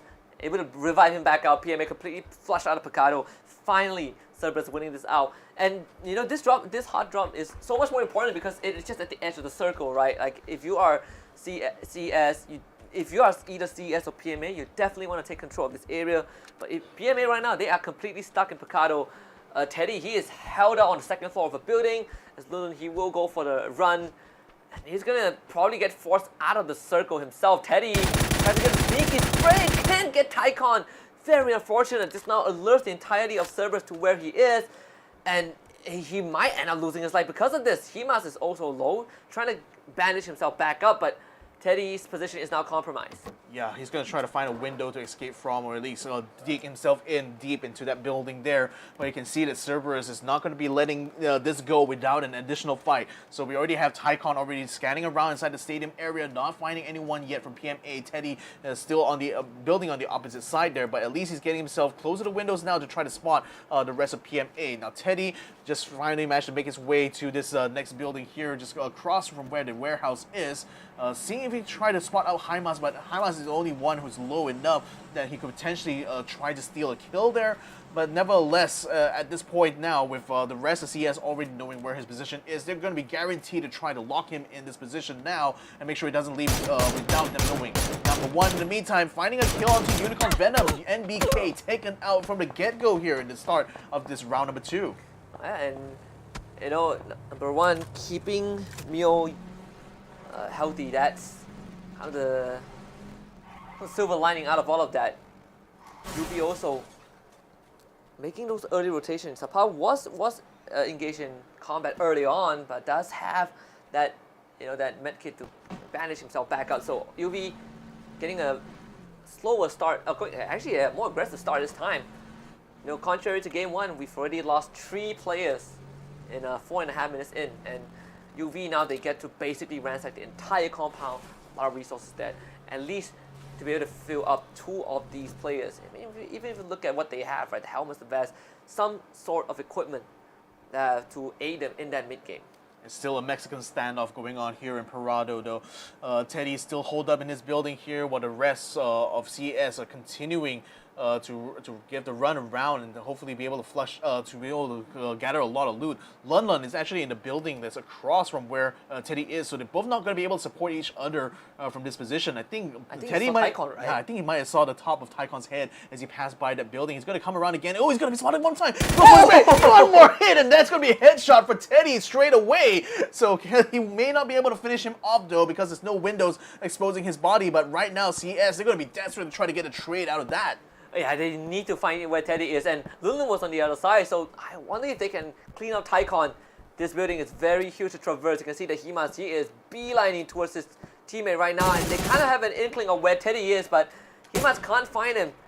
It's going to be a 2 versus 1 rush into Teddy, and even if he can hold on, this would be a massive win for PMA. Yeah, Dukmai now sending a frag grenade down towards where Teddy's approximate position is. That is not going to land though, but Teddy now being alerted that his position is under fire is going to keep around the staircase. Has a shotgun in hand, almost takes off the head there of that Cerberus member, but he's going to watch out from the other side as well. Now Haisaki is going to come up. He's already got a knockdown straight away on Teddy. Now they will be able to finish him off. Dukmai coming from the outside, so they only have one more member of PMA left. One Lun still inside the stadium area here, still on the second floor. Has a good scope here, goes for a shot there, almost takes out Hymas, but then he is still alive though with barely a sliver of health, 6 points of health, still keeping him in this fight. Yeah, the helmet really literally saved him. That helmet got smashed with that bullet, with the bullets from Lun. Could have been disastrous for CES. Dukmai actually taking the plank to cross over to the other balcony. That's how they got the pincer on the Teddy early on, but Lun, he knows that he is trapped in the stadium. Has to try and survive for as long as possible. There is no way out of this. Of Picado, you gotta find, kind of fight his way out, and Hakai actually getting down to Dukmi. What has happened? Did he jump off? I mean, he was. What? Oh, that's really, yeah, that is a bit weird. Not too sure what happened to Dukmai there. We'll have to find out later on. Starlord in the meantime getting caught out completely by Virtue 2222, and that's going to be a kill for him to save her for the moment. While the rest of E36 now trying to crowd around to try to get a return, but there's only two members of number 1 out here for them to find, and they're gonna make themselves rather scarce at this point. Yeah, Kay now just gonna hide in this first floor shack. They did lose Starlo though. Unfortunately, right? You see this rush coming, this rush from number 1, but E36, they're going to be trapped in this area for a long time. Not much space to wiggle around, but they do have buildings to protect themselves. Number 1, I see, Langbao, actually just missing by a pixel. Timing just a bit off if you are K. Very unfortunate. But they did see Virtue, who did peek himself out, and Langbao down to 1 HP as well. Tries to throw the nade early on, cooked it up, but forced away, and Sylphia finding the confidence to push on forward. The Molly to clear out that room as well. K to follow up E36 on the aggressive move. As Go was able to see K to jiggle, double jiggle from the side of E36, trying to use the frag to get rid of Go, but can't do so as PMA gets wiped out by Himas. Wow, Cerberus certainly putting a hurt on them after the attempt to hot drop them in the match number 1. Now match number 2, Cerberus is like, hey, yo, PMA, kind of a shame if we get pushed out in 16 plays, isn't it? Well, that's kind of have to pass now, but for now, E36 continuing the siege against number 1. Now, they already revived their 1 knockdown member, so they will have the opportunity to move out of the way, but Sylphia's already moving in so quickly with that sawn-off shotgun. He wants to draw blood against his team right now, but he just needs to spot them out. They're holed up inside the building right now, watching every single corner, watching every window here, waiting, baiting E36 to come out to fight. Yeah, E36 are all stacked up together, but number 1, they split in this 2-2 formation, right? They also try to hold the side of the building, but good news for E36 is that they are taking a lot more space. That is what you need, because they didn't have much to work with early on. Drag to clear on the left side. Deva spraying into the smoke as well, just in case if the members of number 1 hides in there. So this does create a bit of distraction for E36. The uncertainty of where the members of number 1 would be, and allowing the number 1 to hold these tight angles. I see QConfirm on a distance there, so they have no doubt being drawn here by the gunfire that's happening between Enterforce as well as team number 1. So they're going to have to try to wrap this up quickly, you know, either decide to try to peel out of here, which means they may have to leave a member or two in order to hold them off while they try to make their escape, or they're going to have to try to be aggressive, going to have to push in, but with E36 already down 1 man, I don't think the option is quite on the table for them, and given that they're already spending a lot of their resources here, a lot of their health kits and first aid kits in order to try to sustain themselves in this battle here, it might be a losing battle for them to continue to get pulled up like this. And this is good for number 1, right? Actually, they got E36 pincered. Again, like you mentioned earlier on, the QC, they did have 1 member. What things happen? I'm wondering if Old Ponce is firing at E36, because that would be really bad news. So far, you can see again down to very low health. QC might just come in to try and vulture this. This is a bad spot for E36 to be in. Another smoke thrown out, and that is going to obstruct E36. They gotta get rid of Opon, so Deva has already spotted his location as the circle right now continues to go towards that southern side. Los Leones is kind of the only town that's within the circle. Big pushes are going to start to come in. UV and TE converging onto one call. Yeah, in fact, like quick QConfirm is actually being held up here with the fight going on between E36 and number 1. So if anything, but they could actually just bypass them completely and just go straight for the circle. I mean, La Bendita is completely left wide open, so that's a good spot for them to try to maneuver towards. And I think like teams now maybe facing a situation where they have to decide here, are they going to try to keep themselves out for like a full-on open ground battle, or is it be urban over Los Leones? In the meantime, End of Force 36 sees them actually, I think that was QConfirm who just picked up a little bit of a zipline going above them, so that's bypassing completely. UV in the meantime getting caught around outside, Ken already taken out by one call, who has set themselves up very nicely on this building. Here, going to continue to get some shots as well to Redsea, who just happen to be bypassers in this situation here. But right now, Unicorn Venom very much in danger of losing two of their members right now. One of them has already run away. They're going to leave his teammate for dead right now. E36 in the meantime on the outside right now, but number 1 is giving chase here. They see them just around the corner here, but the smoke grenade is making it hard for Gao 1 to be able to spot him out. He goes inside the building. He sees Deva. He's going to be knocked down already. One more member still remaining from E36's side. Well, number 1 comes across the hill. The revive just came true, but only just barely. Sylvia's already down. Going to be taken out. Another spray there will be finishing off XP1, and that will be entire force 36 gets entirely eliminated in 15 plays. And just lost complete control of their compound. Pushed out into the open. Worst position for that E36 could be in. So much pressure on them, and it's just number 1 taking advantage of that situation. QC on the other hand, still pinned down in this area. You have SST in that vicinity. In fact, UV, they just got away from a war zone and they drove straight into another. That's how he is basically pinned down right now by QC. Yeah, he cannot move out of there without risking too much. There's not much cover there other than the dunes right now, so he's going to have to use the natural terrain in order to crawl out of that position. He's probably not going to be able to use a vehicle either. The moment he gets into that, QConfirm would know that he's going to be on the move, and they will certainly be chasing him down. In fact, we already got Pons picking up his vehicle now, looking to try to make the rotate here. They are still within a circle though, so this is looking like an opportunity for them to try to perhaps gatekeep even more teams coming in. And speaking of gatekeeping, Expendables spotting number 1, making the move across the field. Oh yeah, and number 1, they just touched down after cleaning out E36, so finding some refuge. But the Expendables, they are holding a very big area, which unfortunately is not included in the next circle. They are just barely on the outskirts, so they will also have to move as well. But number 1 will have to go to Expendables, right? You can see Delvin, he is holding on kind of the eastern side of the road, but that did attract the members of one call. So Delvin, he's going to start driving away to rendezvous with the rest of the team. They might cross paths with the members of number 1. And UV, they are out. Yeah, Mr. Flang found Sapao while he was outside there being ganged upon early on by QConfirm. Now they will come in to finish the job. Redsea is. Lyrics was able to slip out away. He was under fire from EXO Clan earlier on in the eastern side, and it seemed like he was a little bit split out from the rest of his team there, so they will only provide long-range fire cover. Now he's able to get into the vehicle and rejoin the rest of his group, so that's great to see there. EXO Clan's going to be left searching to see whether it can find any more kills there. In the meantime, SunSister still very much held up inside this warehouse here. They got one call on the northern side, and they got NGE over here going against Daytrade Gaming, who has somehow managed to find themselves on the high ground here, and in fact already knocked down Fab one more time. And Daytrade is having a huge high ground advantage, but no good news for NGE. You know, they are able to extract their fallen teammate and bring him back up. Not much of a combat to work with. You even throw out that early smoke grenade. Meanwhile, eArena are just vulturing from this high ground, trying to see if they can pick off some members of EXO Clan.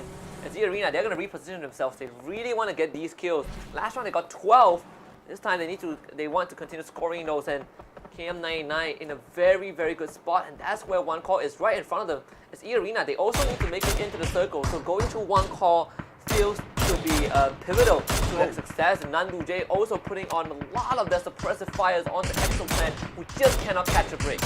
Yeah, I mean, there was a good hit there actually of Baba Goose. That's now brought him down to halfway in his health here. In the meantime, the Expendables finds Destroy there. Mao Rush has been taken out of the game completely there by the Mini 14. So the Expendables already finding some good kills in their part. Delwyn in the meantime sees EXO Clan also coming across there, but then Deadly Strike right now under fire here. They're left outside. They only got a smoke grenade to cover them, and that's going to be an easy prey for any snipers within this circle right now.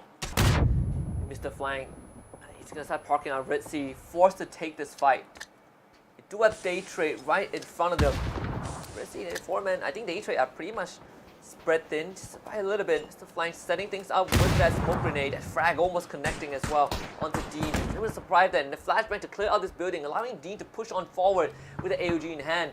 And that also prompts Daytrade to start falling back, especially when Balmov is in the front line, but the rest of Daytrade are providing support fire from just basically 20 miles away. So Redsea can't really chase forward yet, and to do so they will need to be using a lot more smoke grenades, and that is not good for them. Resources, because in terms for Redsea, we'll have to use a lot, but Daytrade unfortunately will also need to move northwards. That's the thing, like at the end of the day, even though Redsea managed to push them off of that building, they're going to be gate-kept by Daytrade by the time they try to go into the circle there. So, and the fact they spent quite a few throwables there in order to flush out that member of Daytrade from the building there, I think that might be a bit costly for them at this point. Now, Insight trying to get a shot there against One Call, instead takes a lot of damage himself. He's going to be forced to fall back a little bit. One Call very much gathered around this fight, but then on the other side, you also have Deadly Strike as well, making a move, actually getting close, encroaching into eArena's position here. In fact, they're just literally bouncing their way through the dudes here, and I might have actually spotted eArena while they continue to do this siege against One Call. And KM99 also got taken out as well, so eArena are even down one man. They will still have their sights on One Call though. You can see double frags thrown up by Insight. Kind of going fishing a little bit, but just way off the mark. One Call is going to leave Nandu and Trick back as they do circle around with the other two members. Got the Vigo in hand. Meanwhile for EXO Clan, not too lucky. Stranded out in the open. The Expendables right in front of them. Yeah, Expendables actually having the cover of the building is making it easier for them to defend this position, which but the EXO Clan does have one extra man. Baba Goose in the meantime is a little bit tied up right now, trying to keep team number 1 at bay with his his Mini 14, and right now has not been able to get any blood yet. Zizo1 has been able to touch him quite well over this dude, so a little bit of a funny pop the weasel going on here. Yeah, you do like those jiggles. So it's a very entertaining to watch, right? They're just seeing if the bullet is faster or the person is faster. Meanwhile, QC finally pushing into SST. SunSister's losing Runex to start it off, and it seems like SST, they want to hold back QC, but it's going to be hard. But eArena from behind as well. QC might just end up getting pinced.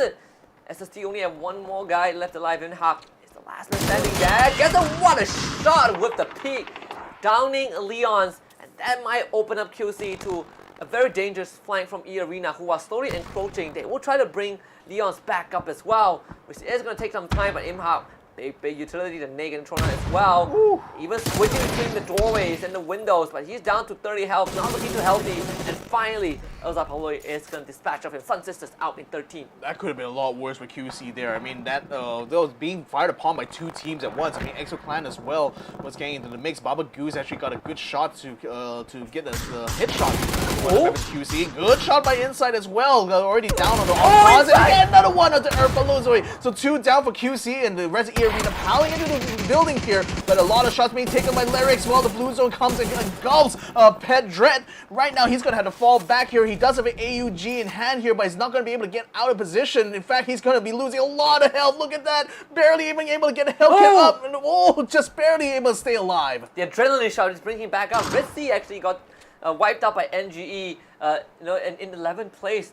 But eArena, I mean, Insight, he is doing massive work right now. Those 1v2 clutches. He's gonna try and douse out the flame with the smoke. At least use the smoke to kind of block that vision for now. And facilitate some sort of exit as they need to continue to move into that safe zone. One Call can't really get close enough to them. Neither does QC, but again, eArena, they're locked in this fight against QC. They have to deal with them Daytrade now, taking advantage of that. Flash is going to start moving forward. That is going to allow him, end up having him cross path, potentially with NGE.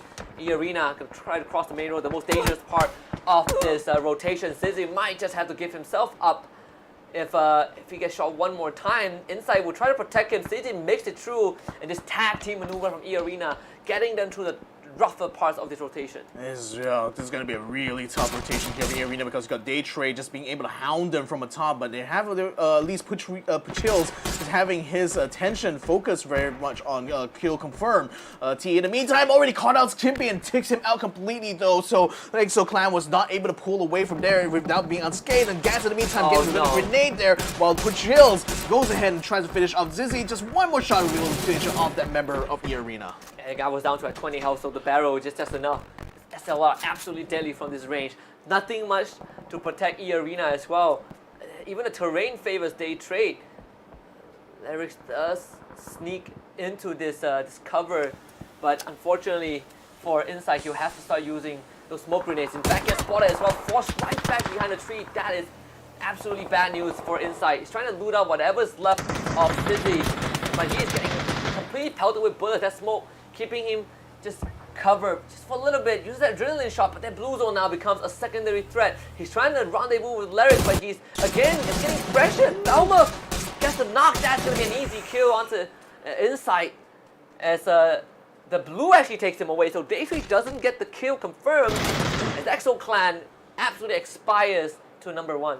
Oh my god, I mean, EXO Clan actually tried to get the jump in onto number 1 first. They actually got knocked down first, and they got bogged down in that fight. But it was really a choice of either move to the east or move to the west for them. It seems like they chose a little bit wrong. Number 1 is definitely a much stronger position there for them to take the fight. Even though Baba Goose was leading them in the fight early on, it seemed like that was not enough to force number 1 out of the way. Nevertheless, the Expendables still continuing their siege right now onto on-call. ONC in the meantime is right in the ONC is just really Simoy is getting himself in the thick of it actually, where TE is currently set up. This next circle is going to land right on top of the rock that Daytrade is sitting on, so wow, that's incredibly lucky for them. Yeah, Daytrade is now having the best possible position. I do wonder how the teams are going to attack Daytrade though. Not the entry points are all very treacherous, right? Lyrics is making a lot of noise. Flash will be looking to deal with him. I mean, Daytrade, they're in a good position, but they definitely by no means have the full squad. So you're going to put he's making for this long wraparound as well. They really want to get rid of Lyrics just so they don't have to, they have one less angle to watch. Look at this aggressive pincer. Lyrics has no idea what's coming, even as the flashman popped out as well. Lyrics is going to get, actually not going to get flash. It's not facing where the flash was, but Daytrade will continue this push. They will give up a lot of their position on that high ground just to take care of eArena, and Pucho just makes quick work of Lyrics. And in the meantime, One Call gets themselves eliminated by the Expendables, so that fight actually won out heavily here for TE. So they now have control over this northern side here. Now they could potentially try to gatekeep number 1, who just only has actually taken that position by the rocks just over on the top side here. So they're going to try to at least spot out where TE is, but they're very much dug into this ruins here that I think is going to be quite hard to force them out of the spot. Now entering danger zone. They're just an inch away from the circle, right? 8 kills, actually super impressive. I believe the Expendables have 7. Cerberus now making it into top 6, 5 kills in hand, but they are all kept out of the circle. Well, at least for Cerberus, they have 2 members in the circle, but to move towards the center where Daytrade was, that is not going to be easy. Attack all around. Also one of the teams here, as Dark Juice did get snuffed out by Go from afar. No kills just yet. Attack all around. Despite making it into top 6, they have no kills yet. Yeah, number 1 in the meantime finding a little bit of a contact here with the Expendables here. The Lambao has already been taken down, unfortunately, so he's really fighting with his life here. Zagao is going to be taken down as well. Mayu is going to try his very best to tag one of the members of TE as he attempts to peel away on a Jeep, but it looks like he's not going to be in time to try to save the rest of the team, so his best bet is trying to get some kill points, but cannot quite finish a kill before Puchills finishes him off instead. Daytrade basically running away with a steal, but that also allows TE to kind of regroup themselves, right? Dark just brought back up. They still have the full team. Delwin spotted out as well, able to attack members of TE low, but Delwin is the target. Tanvu trying to run towards Delvin. That's why you can see Belmo, he's going to prop up that frag grenade as well. The flash not blinding him. That nade is going to destroy the vehicle, but not not land any damage onto the members of TE for now. Daytrade having such a strong position. TE, they're going to send Dark Juice, the third person to drive right through the circle, still favoring Daytrade. Dark Juice getting shot from this 3 different positions. Stranded out in the open, trying to fight Belmont while Delvin just got brought back up, and Dark Juice just got knocked as well, and Daytrade just continues to count on the members of TE. Juice gets knocked, but Belmont once more trace back. It's over. Falls. 777 is the last man standing, and he is in no man's land. Cerberus as well getting into the mix by taking a couple of those knockdowns, it looks like. So I think Daytrade's kills might have just been stolen a little bit here as Belmo is trying to spot out Himas on the opposite end here, but they still will hold on to this rock as long as they can. NG in the meantime, I think, were a little bit tied up with that fight that's going on between them and the western side there. So they're only now just starting to get onto close to the rock where Daytrade is currently situated. In TE's last hope here is 777. He does have a sniper rifle in hand, so perhaps he's going to try to play for placements here. While attack all around now, starting to put some pressure on the Cerberus, forcing Haizaki to put out a frag grenade here. Might try to send it straight to that track there. Is it going to catch up? Does a bit of damage, but not enough for the knockout. A little bit of a shot onto Skirt, but the Cerberus, they did lose Tycon, so it's, again, 3 members of Cerberus attack all around.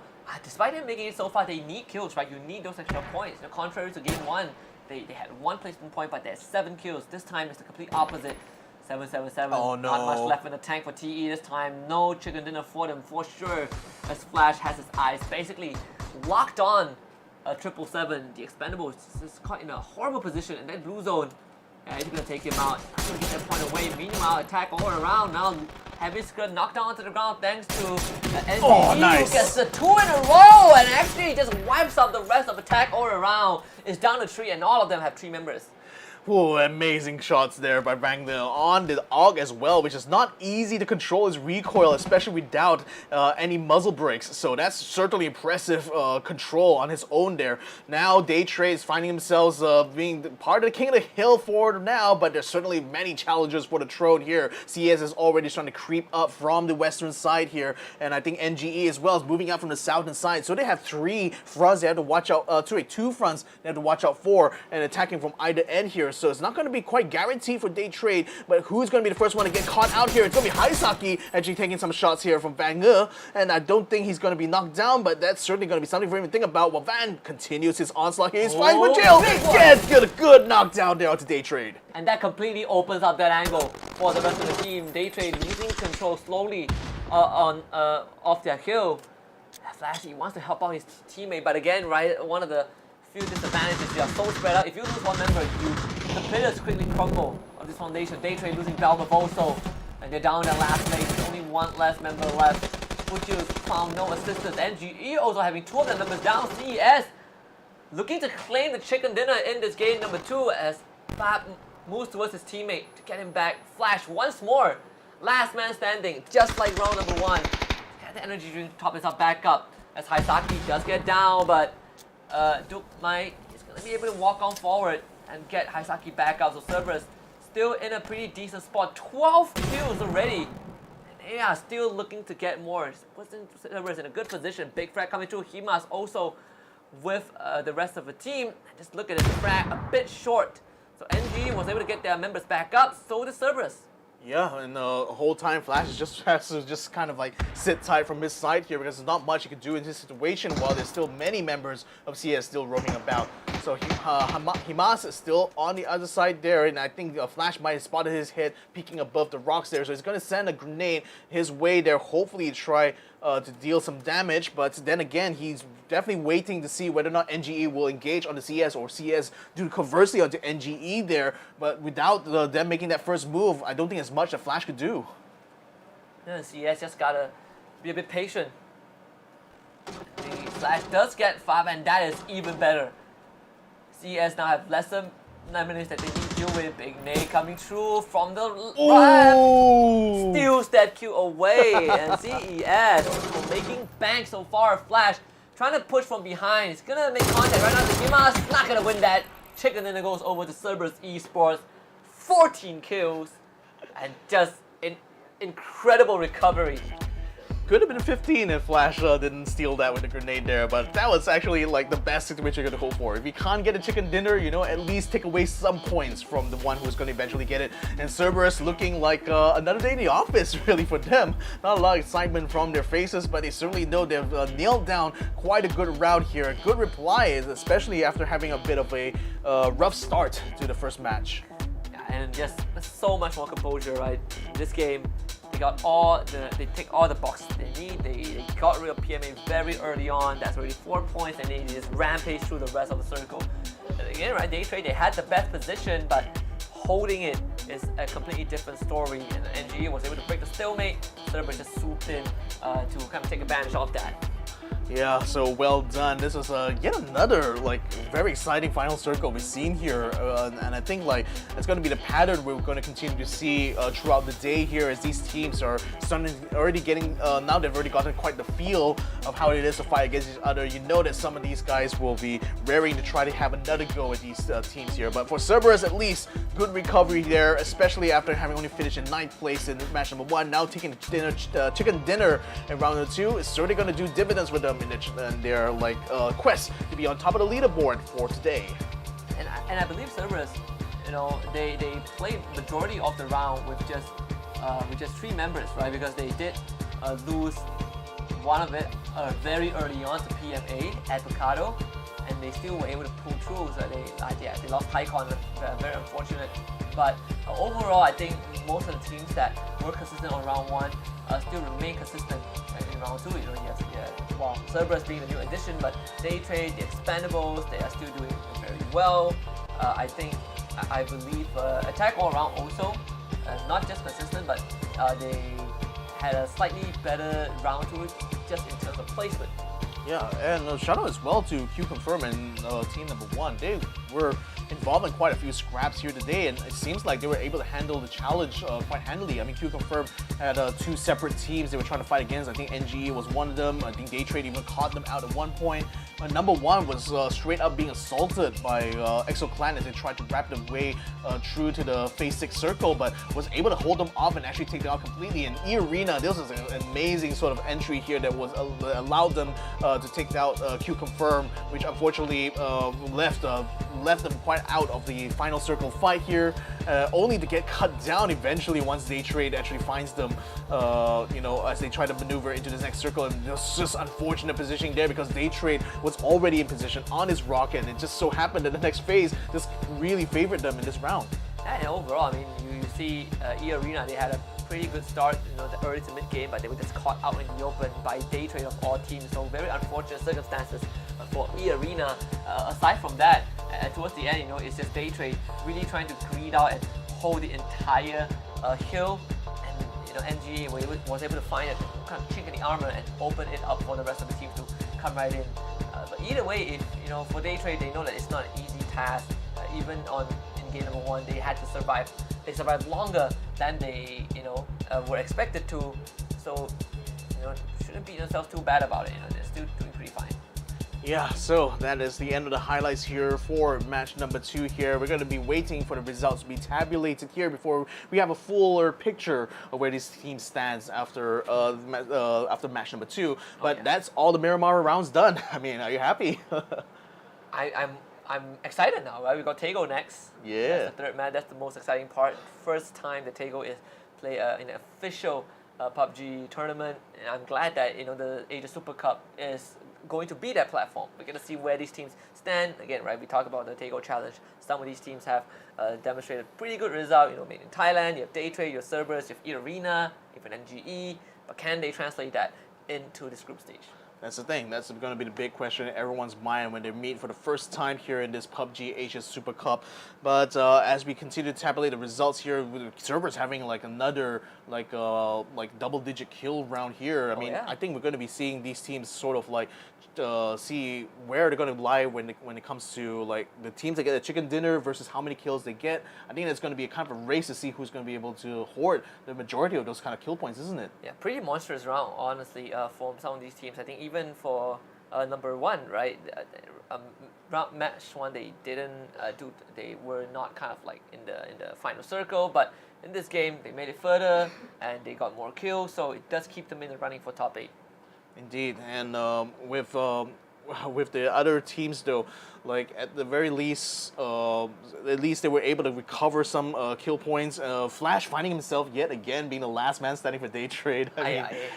But I think it might also be a consequence of his role, because it seems like he's kind of like the designated marksman of the group. He seems to be very good at taking those long range engagements, and actually like his shot against Fab towards the end there was what actually opened the door for Cerberus to just completely overrun the rest of NGE. Yeah, absolutely, and I think just the survival instincts, right? And Daytrade have caused so many problems for a lot of teams, But contrary to match number 1, this one is a bit more. I would say there's a bit more flow to it. You're not seeing the 10 teams fighting at once. It's definitely a faster paced match number 2. The circle is also a lot more challenging because you have this endpoint on top of the hill. Exactly, and these maps being big anyway, I would expect the same kind of pattern will continue on even when we get to Tego, because that is yet another 8x8 kilometer map. Though, one of the most interesting features about that is that as far as the design of the landscape goes, it does combine some of the best elements out of both Miramar as well as Erangel together. So you got kind of like the dunes, like how it is in Miramar here, in one side of Tego, and then on the other side you got more hills and more open ground, just like in Erangel. So I'm excited to see how teams will adapt to that specific kind of thing, because it means that there's a little bit of something for everyone there in that map. Yeah, and then I think on top of that is also how you all, and I think the circle also plays a huge role, right? What environment are you going to be fighting in, and that itself would kind of demand these teams to be a lot more adaptive to these environments. What happens if you end up in an environment that kind of resembles what we saw from Bermuda, right? It's completely different if the circle decides to go to a more open ground with lesser dunes. In this case, I think it's a perfect map to see where these teams stand in terms of the experience, in terms of the decision making in these games. Indeed. So we're still awaiting the results to be tabulated here. Apologies, and again, thank you all for your patience waiting for this. But with this match number 2 already finished here, that means we're already finished all the rounds that we're going to do on Miramar. Then later on we'll be having the Tego round, and after that we're going to be doing 2 rounds on Erangel as well. So I think for the teams especially, this is a perfect, this first day is going to be a perfect test bed for the teams in groups A and B to really get a feel for how this new rule set has affected the pacing. But I feel like in general, there's a lot less things I think for the teams to kind of keep in mind, because for one, the spawn of the circles are going to be a lot more consistent now. The timings, especially the timings, has traditionally been different for both Miramar and Erangel. Now both of them will be running exactly the same amount of time for all of the phases. So I think as far as the teams are concerned, they can focus a lot more on getting objectives, rather than actually trying to fight for survival. Yeah, and even when you look at the history of competitive PUBG, right, across the years, at the start we always play, one map each round, Erangel, Miramar, and then we are just changing maps every single round. But since Challenger Rumble, we're seeing 2 maps of Miramar, 3 maps of Erangel, or vice versa. I think it gives these teams a lot more chances to focus on just a single map and kind of make adjustments as they go, instead of having to worry about a different map and then another different map. Less of a toss-up. I mean, again, I think the biggest theme about this current era of PUBG is the variables are starting to get tightened up now. Oh, yes. The skill level is still just as high as it's ever been before, but then now the challenge is going to be less about dealing with the situation as it comes. But now you're going to, as a team, I think there's a lot more preparation you could do on your end to make sure you get those deals. And again, with the back-to-back rounds, to your point, that will allow them, even if they fail with the game plan in the first round, they can always try to do it again in the second round and hopefully execute it better. Oh yeah, absolutely, and that's kind of the example we saw on the second round of Miramar, right? The consistent teams are still consistent, but there are some teams that were able to get a lot more points, have a better finish towards the very end. And I think this, moving forward, is going to be healthy for the competitive environment. And when we say we constrict the variables, it actually makes it a lot more complex, right? Because when you're working with what you have, that means that kind of skill expression gets higher. There's a higher skill ceiling to distinguish between a good and a great team. And so far, this Group A, Group B fight, I think, has not disappointed. I came in here thinking that Group B is going to be the more the more stacked teams. More stacked group. I still think it's more stacked, but for Group A, I think the Expendables and to a certain extent, Enter Force 36 showing up just a little bit makes it a lot more interesting. Indeed, and we also really want to see those teams as well also thrive in this situation here, because with the Continental Series already all combined into this global series now, there's these guys now represent quite literally the hopes of an entire region on their backs here. I mean, Force 36 as well as SunSister are the only two teams from Japan coming in this. Two of three teams who are competing in this competition here, and they certainly have earned their way coming into this field here. And then you also have teams like EXO Clan, for example, from the very competitive region of Australia.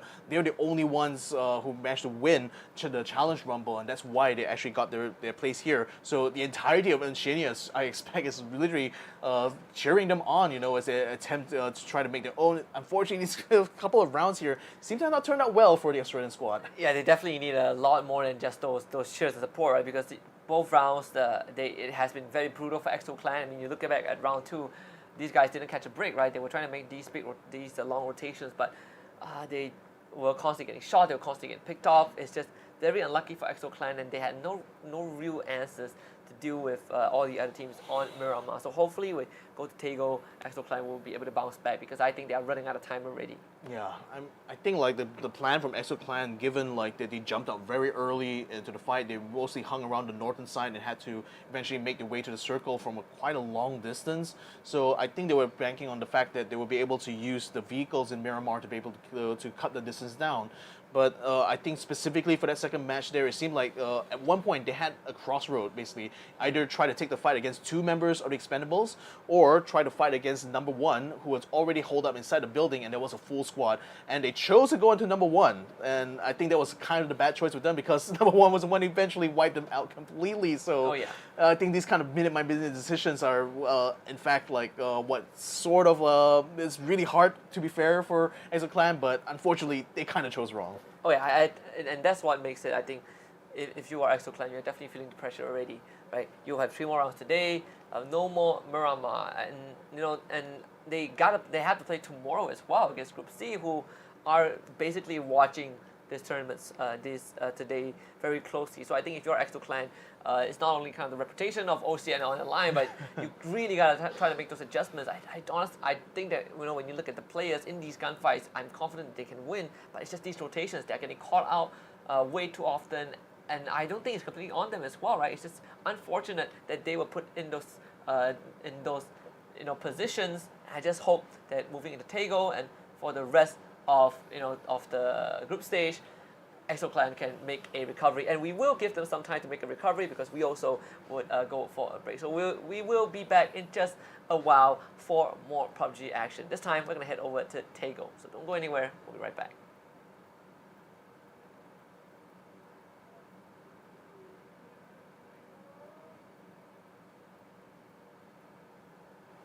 Welcome to the Update 23.2, where you can now revive your teammates, transport knocked out allies onto vehicles, and engage in a new social feature, the clan system.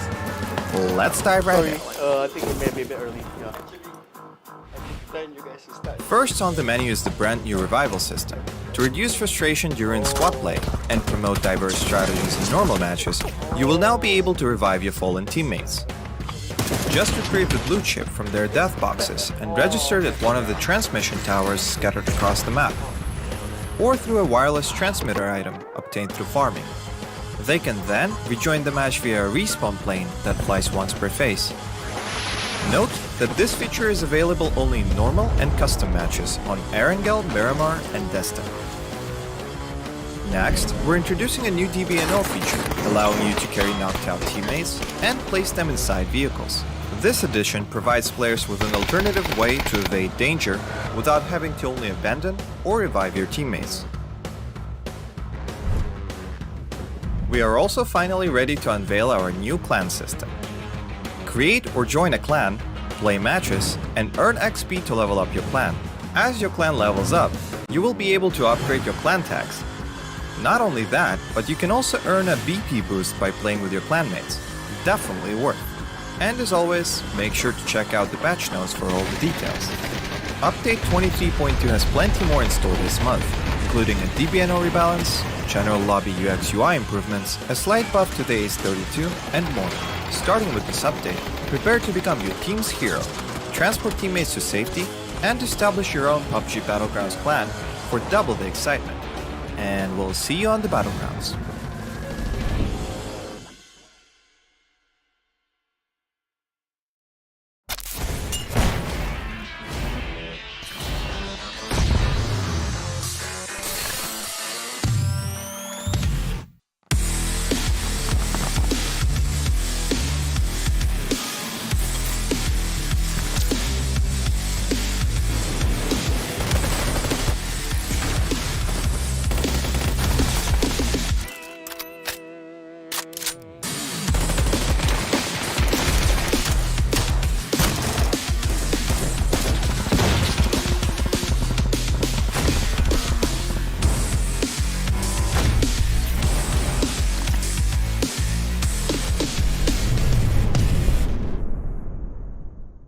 The latest game from Krafton and 5min Lab. Fast pace and full intense PvP action brawler game.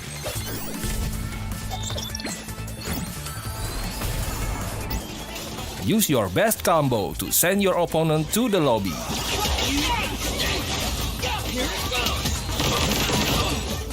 Select your legends and be the winner.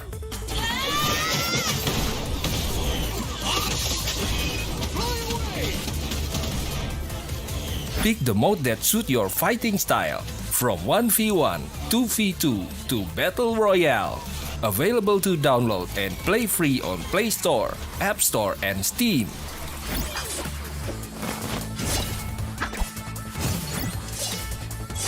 Let's be legends today!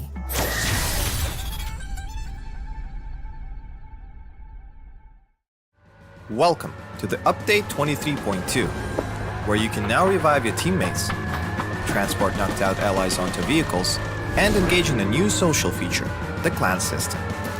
Let's dive right in. First on the menu is the brand new revival system.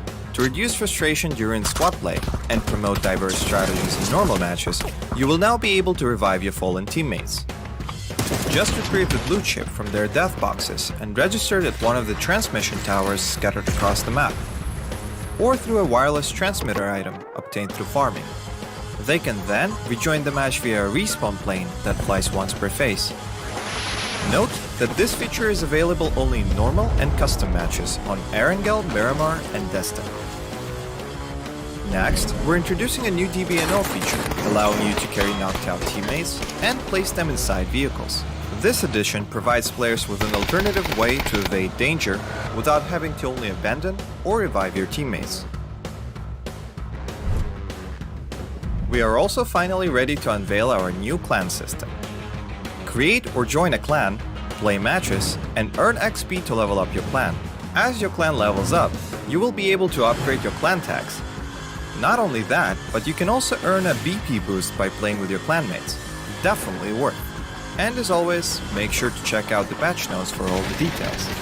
Update 23.2 has plenty more in store this month, including a DBNO rebalance, general lobby UX UI improvements, a slight buff to the Ace-32, and more. Starting with this update, prepare to become your team's hero, transport teammates to safety, and establish your own PUBG Battlegrounds clan for double the excitement. And we'll see you on the Battlegrounds.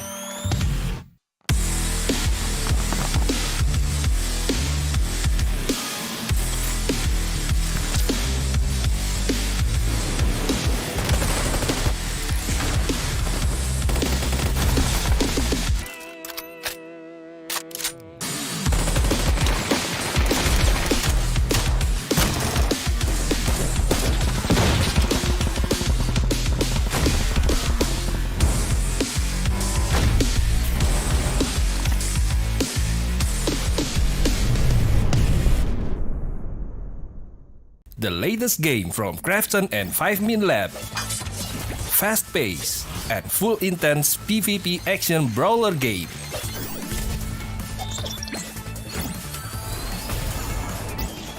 Use your best combo to send your opponent to the lobby.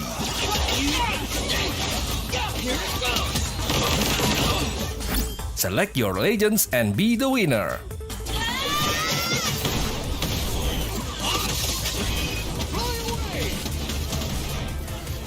Pick the mode that suits your fighting style, from 1v1, 2v2 to Battle Royale.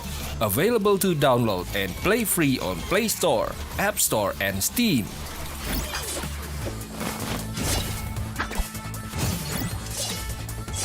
Let's be legends today!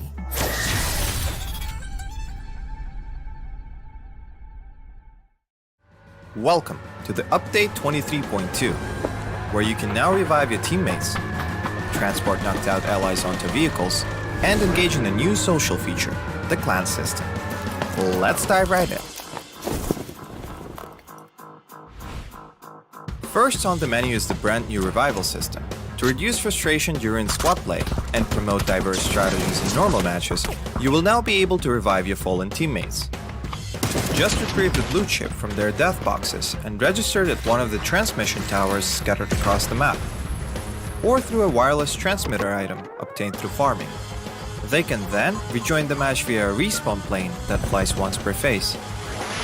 Note that this feature is available only in normal and custom matches on Erangel, Miramar, and Destin.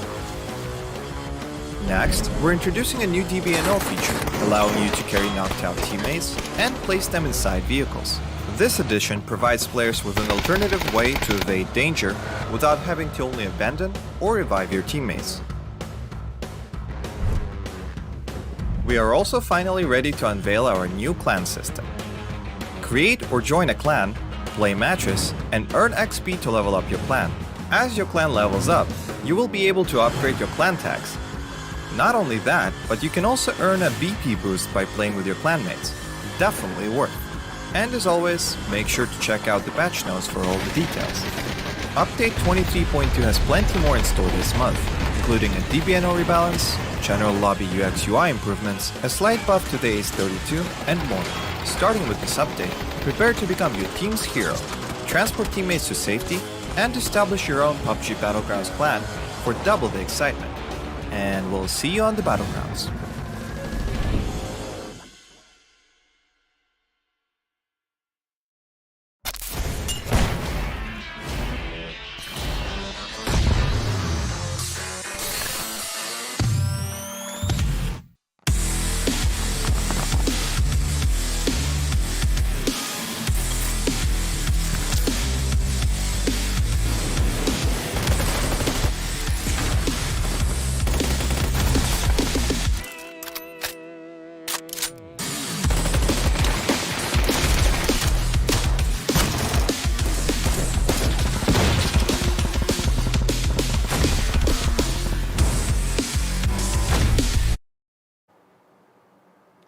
Welcome back, ladies and gentlemen. This is the PUBG Asia Super Cup for summer of 2023. My name is Victor Cax. Joining me here is Husky. We have just witnessed 2 rounds on Miramar, so you know what that means.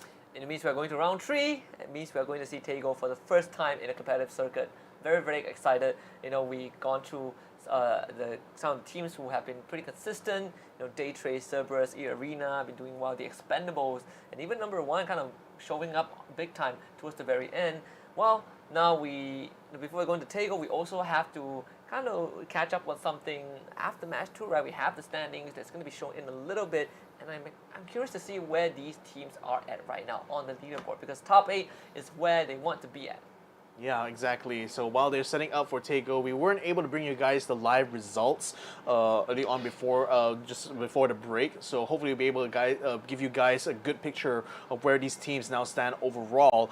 But I have to safe to say though, like I'm expecting big things from the team that got the chicken dinner, Cerberus. You know, they got plenty of kills there, and they got the chicken dinner as well. But Daytrade manages to hang on until like the very end there. The same they did as well for match number 1. The same thing also kind of happened for them in match number 2, although this time around the battlefield sort of sort of encompass them a lot more because literally everyone's just rushing to try to take on their hill. So indeed, yes, Cerberus is the one who's going to take the bulk of the points here from match number 2. A total of 24 from 10 placement points as well as 14 kill points, the most we've seen so far.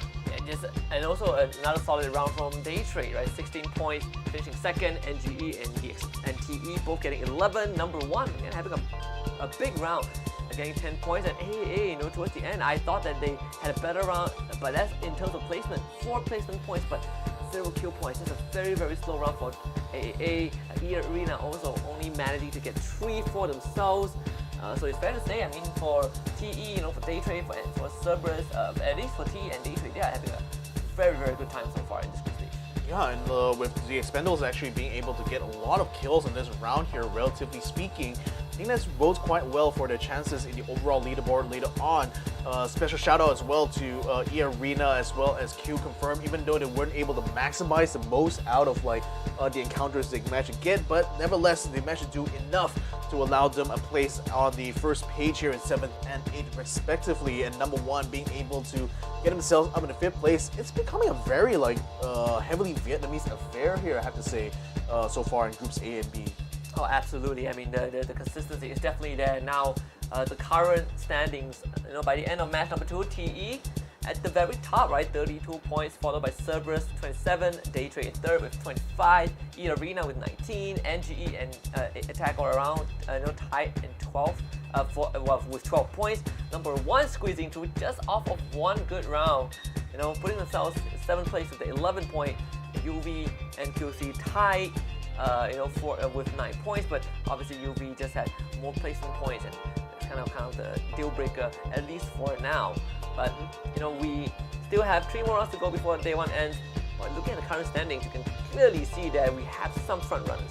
Oh, indeed. I mean, the 2 teams from Vietnam actually are the front runners right now, with CES only being 5 points away from TE and like 2 points clear of Daytrade so far, to be fair, but Daytrade certainly has a much wider gap to their nearest rival from the same region, which is eArena. 6 points total that they're going to be ahead of eArena in that regard. So it's looking like this is how it's going to be shaping up here for the top 8 here. As for the ones who just barely got in, I mean, QConfirmed, if only they were able to place themselves a little bit higher, perhaps they'll be able to overcome Unicorn Venom's position here in 8th place. But sadly, like, even though they got quite a healthy haul of kills, they're not quite able to get themselves in the top 8 yet. 1 call as well, even though they were involved in quite a few scraps, so only able to get like 5 kill points actually so far. So that's hopefully we'll be able to see a lot more from them coming in these next few rounds here. But they seem to have a good shot right now, keeping themselves in pace with the top 8 in day 1 so far. Well, yeah. And of course, for those who are confused on why some of these teams have 0 points, they have not played a single game yet, right? Like, I mean, the bottom 8 teams, all with 0 points, are in Group C. We will see them tomorrow and on day 3. But for now, there is definitely a bit of a concern, I think, if you are looking at teams like EXO Clan, who only got basically 2 points across 2 rounds, right? Yeah. And that is super worrying. I mean, for Redsea as well, only 1, E36 only 1. So I think moving into the rest of the day, you gotta be able to kind of rack out a lot more points. This point system is also pretty brutal because you're not rewarded if you're not performing.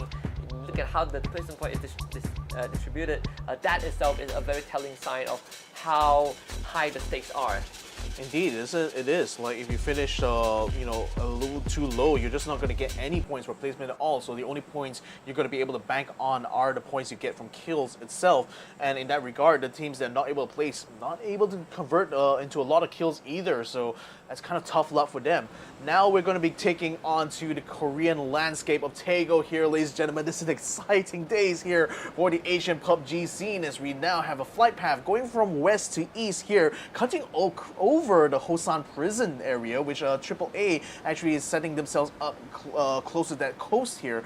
Well, for the rest of the teams though, we got Daytrade taking the position right at that crossroad, which was pretty much where they got the 2 chicken dinners during the Taego challenge. So it seems like they're going to be running more or less the same kind of game plan on this map. Yeah, if it's not broken, there's no need to fix it. So let's see if a third time is going to continue to be a charm.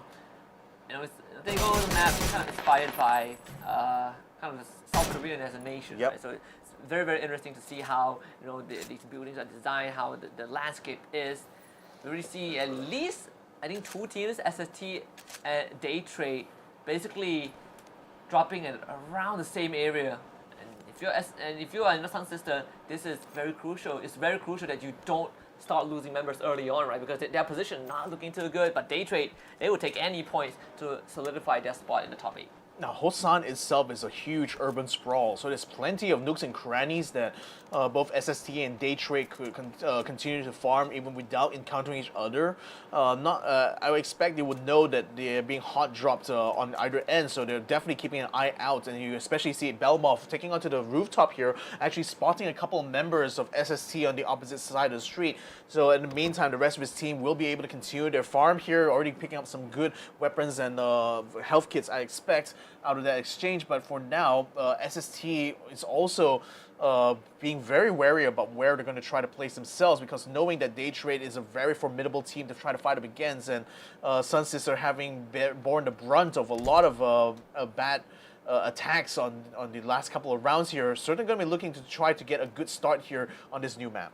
Yeah, this can be very overwhelming, right? All these urban areas, it kind of feels like you're in a zombie apocalypse, honestly. With just kind of the architecture, but for QConfirm, Zapalui see a couple early shots from E36, both sharing the same compound. Also, a smaller town for sure compared to Hosan, but still you have a lot of buildings to kind of work around. And I think for teams who are not as familiar with Dago, you are more inclined to take it slowly with E36. In fact, holding these shot plots, and it does give Deva kind of a bird's eye view. So this is on Yongcheon. So the thing is that there are 2 bridges on either side of this city here, which actually makes a good path to peel out should the circle actually end up going a lot more southwards here. But for now, I think both of those teams will continue to try to hold their own here, at least until they know where the circle is. And look at that, it actually lands on top of them, so they don't really have to move too much. It might spell a bit of bad news, though, for those who hold themselves up in the south side. Oh, NBK almost getting caught out there. That one shot almost knocked him down, not enough to take him out completely. A grenade actually misses completely, bouncing off the fence, and now NBK picks up a lorry, a Hyundai lorry of all things, to try to peel away from this position, and looks like he might be able to get away scot-free. 1% of health. Hey man, product of South Korea. That's how you do it. That's how you do it. The subtlety of design. But NBK almost got shot out of the sky. The fact that he was able to rendezvous with his team and took no fall damage, thankfully he's just a second fall drop, but that is an absolute miracle for Unicorn Venom. Gotta be saying his prayers right now. Yeah, natural born killer he is. Now picking up the med kit, should be able to get himself up to speed, but wow, that was certainly a heart-stopping moment if I've ever seen one here for Unicorn Venom. But nevertheless, they still live on to fight another round here. Phase 1 should be ending in about a minute's time here. Let's see what the Deadly Strike is going to be up to right now. They seem to be all alone on this one village here. I think that's just to the north of where UV is as well. So they're going to be able to rest quite easily in the laurels. They're spotting a cargo plane cutting across there, so are they going to be thinking about trying to pick up those high value loot that will be dropped out from the crates there? I wonder. It's quite a distance away. Number 1, spotting a rotation from Cerberus. See the Dumai's car, and Taikon also passes by afterwards. I wonder where Cerberus is going to head towards though. It's pretty much an open field. You have all these farmlands, and unfortunately they're surrounded by TE also and number 1. So Cerberus is not in the best position. Dicey. It's not a compound yet. Really getting shot as well. Taikon sprayed down by Tanvu and Cerberus. I feel like you gotta take this fight. You gotta somehow stem the bleeding, because this entire area is occupied by the Expendables. Tanvu finding a second spray down to Himas. Aizaki finally stops his rampage. But Himas, he is absolutely bleeding out of his mind. Out the window. Getting absolutely drove by TE. And so Aizaki, last man standing, needs to salvage this round for his team, but just not gonna do it. Number 1 cleans up the remnants of Cerberus. Absolute disaster. Well, he's going to get taken down anyway as Delwyn spots him out from the window, so he's not going to be able to get away scot-free out of that, but at least managed to steal 1 kill out of the few here. But oh my goodness, TE right now having the kill lead at the moment with 3 in hand is now going to be engaged in the second battle. Looks like as number 1 will be moving in to try to rescue Lambao, but then I think the grenades might be enough to finish him off. In fact, Mr. Flank from Redsea finds him from a distance and snipes him down and takes the kill away from TE. It's a very crowded area so far. Number 1, after losing 2 members, they're going to just scurry away. And they stole 1 kill, but they end up losing 2, so not the best trade for number 1. Have to try and recuperate. Not much resources left, right? You look at the utilities, only 3 frag grenades for goal. Definitely not in the best situation. 1 call on the other hand.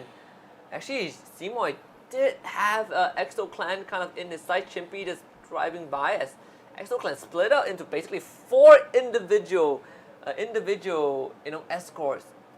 And Chimpy kind of in the front line, even getting shot at as well, I believe, from 1 call.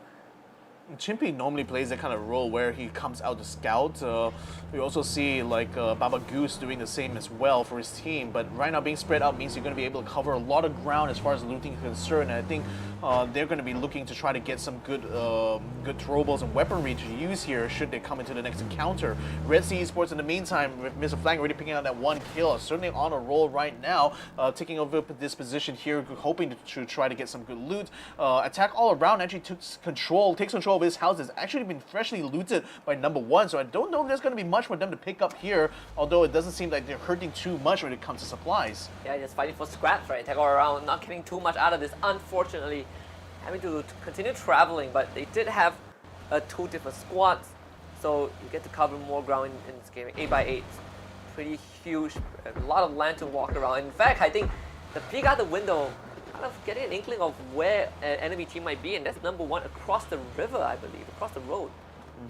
So now with them trying to see if they can find a way across. Okay, this is a little bit of a lake. It's not quite a river, so there actually is a way for them to go around, but it's going to be a long way around nevertheless. But attack around might actually want to try to stay in their position here because it still represents a good piece of cover. In the meantime, down by the terminal here, looks like QConfirm is pretty much has this entire area on lockdown here, and they're going to be having so much good loot here. My goodness, there's terminal is definitely one of the best places to get loot, I think, on Tago itself. So they've just wandered themselves into a kingdom's hold, I feel. A supermarket for them. QC, on the other hand, 2 members of EXO Clan against 1 call. It seems like things are getting serious. EXO Clan finally making it into the small town, but you have Trick, who is kind of holding this pixel angle out in the corner. Chimpy once more kind of receiving the brunt of all this punishment, but there's a stalemate. It's going to continue for a while. Chimpy still has this vehicle to work with, but I wonder what the rotation is going to be though. Trick is just around the corner. Yeah, it's going to go down to the field here. Actually slips by Trick, who isn't quite in a position to fight against him. So I think they're trying to lure some shots out to hopefully be able to spot. But Chimpy, in the meantime, is going to be putting himself in harm's way pretty soon, though, if he is not too careful. But nevertheless, he puts himself by the radio tower, and that's going to put a bit of distance between himself and Trick for sure. And he's going to be able to spot anyone coming up the road. In fact, he's going to be able to see that village that Deadly Strike is actually holding at the moment. So should they decide to come around to EXO's side, Chimpy will be able to alert them first. Well, for Redsea so far, it's the first round. What they've been struggling is the mid-game rotation, right? They've been kind of caught out losing these 4-on-4 gunfights, but they were able to steal a kill away early on. So I believe Redsea is also not in the best position. I think they are kind of like at the bottom of the leaderboard in terms of between Group A and Group B. But this time, I'm going to slow that just a little bit. 1 Trick, and what a spray down from Trick! Yeah. Absolutely devastating, and this is not a drive-by, but this is a drive-by on a drive-by. Trick is going to be able to secure this, no problem. I don't think EXO Clan would want to turn back for... Actually, I take that back. Chimpy popped the far, punishes Trick for that greediness. Jexy still gets rid of Empt, but now he has to try to get to Trick, who is pretty far away. Well, I mean, talk about using your own teammate as bait, right? But Emma's already down anyway and probably will be killed either way, but at least there might be a chance here in Chimpy to get a trade against one call here, but Moy is going to be coming in to try to rescue his teammate though, so I think Chimpy is going to have to be really quick about this. He's going to come around. Will he be able to spot Trick to the woods? Oh, but then Moy is already in position though. He's already waiting for Chimpy to show himself there, but just peeks out a little bit there. Timing? Waiting for the timing there to try to catch Chimpy, but Chimpy a little bit skittish right now, trying to get on the outside. Of patience is not going to be enough though. Chimpy only cut down to half his health before he realizes he's being fired upon and by Seymour. Now he's going to realize that he's being hunted now. Will he try to fight back? I mean, Trick is basically using the brushes to keep himself safe by the vegetation, helping him out. But Trick does end up bleeding out as his teammate wasn't able to get to him in time. But they might get Chimpy in return. And look at EXO. They're going to try and help. Jexy finds gas from afar, and Seymour taking a lot of space as well. The flashback's going to come through, forcing Seymour to Chimpy to look away, but actually still ends up getting the straight back. EXO Clan finally showing some signs of resistance, but Jexy gets a nasty headshot, and unfortunately it's down to just one last member, Baba Goose from EXO Clan. Kind of a 1 versus 2 situation. If he can get back up, that would be great. But Jexy, oh boy, this is the vehicle that Chimpy left behind. One call, it's going to take it and get out of there. Absolutely devastating Jexy was in that engagement. I mean, he held off both Baba Goose as well as Gats, and that allowed them to finally get the kill done onto Chimpy there. But it's still 2 for 2 nevertheless though, so it's a bit of a Pyrrhic victory if it were for one call at the moment, and EXO Clan can easily try to pull out there with Baba Goose already getting revived onto Gats. So QConfirm in the meantime though, finding themselves a little bit lonely in this terminal side. It's still within a circle technically, but they also see PMA over the horizon at the moment, so they're feeling not too secure in the position right now. Might be thinking go for a wraparound. Attack around also spotted a team passing by. I believe that's number 1.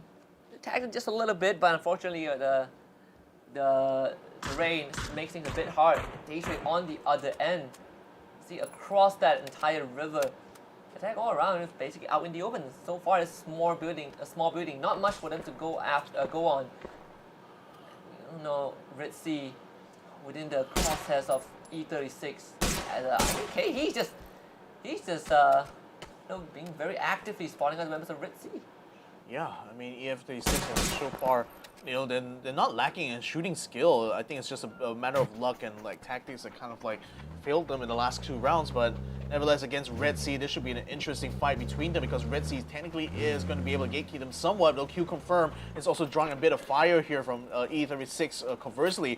Now this next Daytrade now just only entered into the circle here, but they're being flanked by UV, who has already spotted them, and Smell already is trying to put some shots onto them as they ride on with their vehicles into the circle here.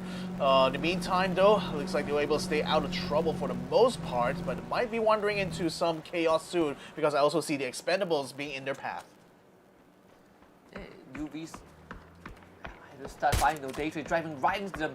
They're all split up into individual checkpoints, so Daytrade, they can start overwhelming UV with numbers if they want to. This is definitely bad news if it actually happens, but of course for UV, they're still going to be able to stick together for now. It's the Expendables who are in danger, where Daytrade still cut off that midway point.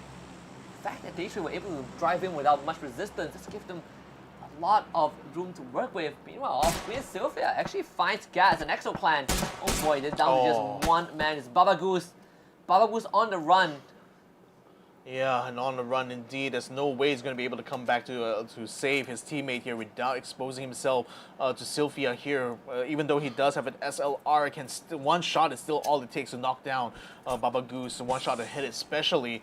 Now there's some loot crates actually being dropped to the western side of where E36's position is. The southern side where they are, but they had to try to run through Deadly Strike in order to be able to get to it. So now they're already starting to put some fire onto them. But Crazy Boy, in fact, might be actually moving up here to try to cut off Darva before he gets into position there. A spray is going to be able to knock him down. Sylvia not able to return fire in time though. Grenade's going to be sent through, but that only puts Crazy Boy down a little bit. The grenade shot should be able to bring him back up to speed. In the meantime, Mao Rush is able to get the kill confirmed onto that member of E36 now, so that's already one down for the Japanese squad. The nade doesn't even take him out, right? So DST, they got 3 kills for free.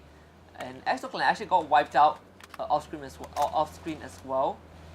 And lucky circumstances to be in as that's dangerous driving if I ever seen one. But Sylvia on the run, not full health either. I believe on a motorbike.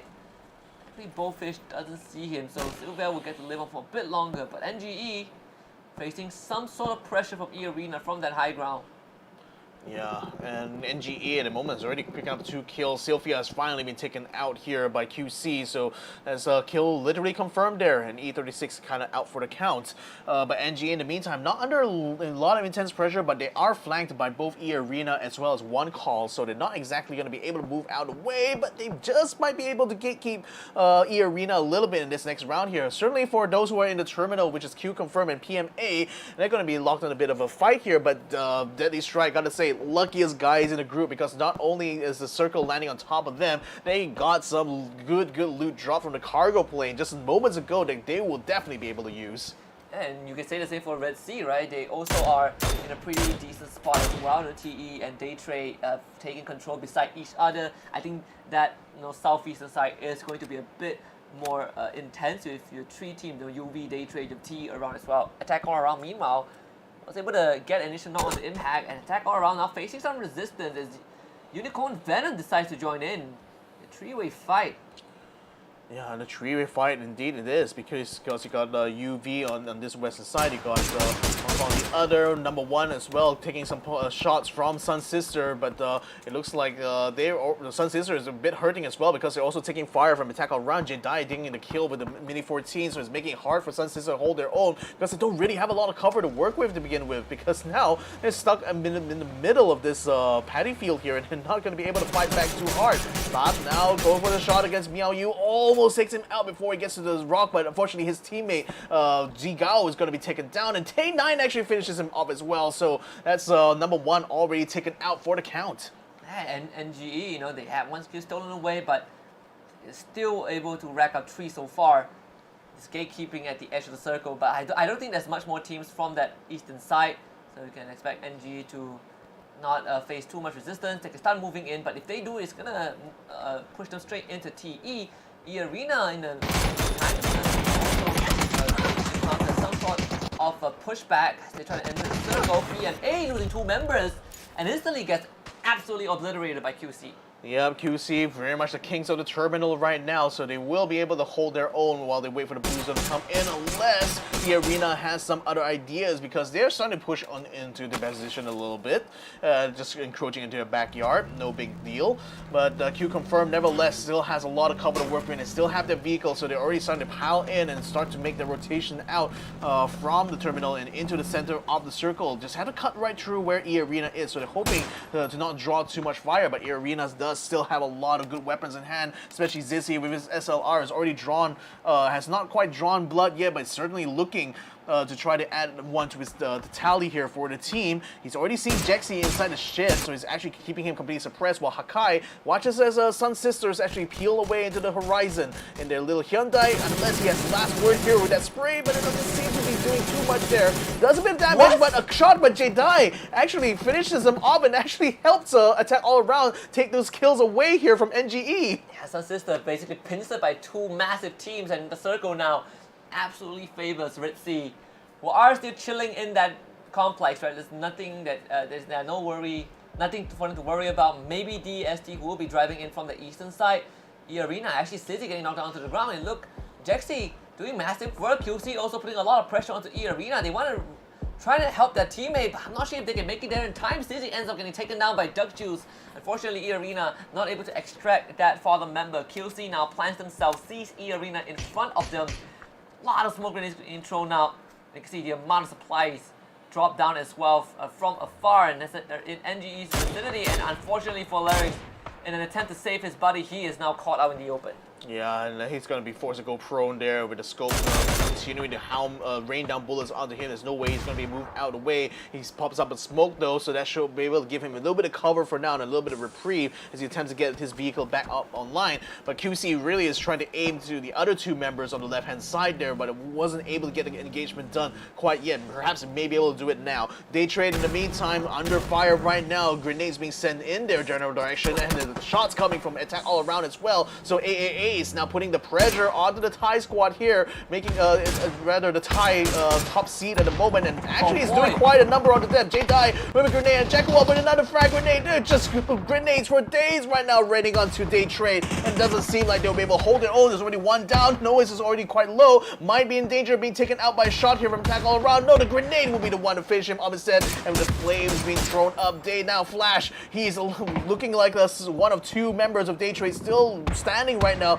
Chase does have a little bit of high ground, but it isn't able to attack back onto attack all around, who so far has only sustained one casualty. Escalucia is doing so much work with this SLR, just really suppressing Daytrade while throwing the complete chaos. And but AAA, they are gonna start taking the blue zone though. They gotta start moving as Flash is gonna get down by, a nade also. Just Puju's left alive, and this is getting from bad to worse. AAA are pushing in as Escalucia does get down. TE gonna intercept this. They might steal everything away. AAA left with 2. Jedi is gonna try and get his teammate back up with also topping his health with that first aid kit. But again, the blue zone is closing in. Those nades raining through. NG off screen getting kills, but TE is the biggest threat. That big nade! Janku, he has to start crawling forward, but he's gonna get finished off by Duck Juice. Delwyn perishes to the blue. The Expendables ends up getting wiped out. AAA continues to live on, but not for long. Yobi ends up being the biggest winner of that, getting the last laugh and getting the elimination. Oh, that was crazy though. I think the Expendables were actually doing quite well, getting some good kills on the front, but unfortunately Duck Juice was the last one standing, and he himself got caught out in that firefight there. So that's so unfortunate for the team as it get taken out in 9th place, right? And as NGE continues trying to move on onto Team 16 there, I think Jexi is not going to be long for this world here. He's going to get surrounded on all ends. Quick shot there, but Hakai will be able to finish his run there as NGE takes one call out in 6th place. Yeah, NGE, right? They have 2 members down, but they can both be picked back up, so NGE still loses nothing. And look at that, it's a bit of respite unless QC gets to them in time, but QC, they're still a distance away. He can actually just destroys Crazy Boy with that frag nade. DST under heavy pressure from UV, who are basically uncontested right now. In fact, look at NBK. NBK +1 right in the face of DST. NBK pushing forward still, getting both fish down. Lucky J needs to hold it forward. Mount Rush gets in the vehicle, but it's getting absolutely pelted by lead. Driving through the smoke screen, trying to get away, but he's going to drive straight into danger as well. There's a truck beside him that's trying to just survive. Lucky J is by his side. Mount Rush getting shot down by some power foam on top of the hill. Absolute madness as Mount Rush also caught by Papa Zai from Redsea. Unicorn Venom is certainly the most poisonous team right now because they're absolutely killing everyone else who happen to cross their path. So now I think Redsea Esports trying to get themselves in the mix. They find Lucky J trying to bring his truck across, but isn't able to confirm the kill quite yet, though, but does bring him down to a sliver of his health. But Redsea in the meantime has been very much quiet all this while. The circles have just certainly been landing on top of them for the last few phases, but now the team's now crowding around.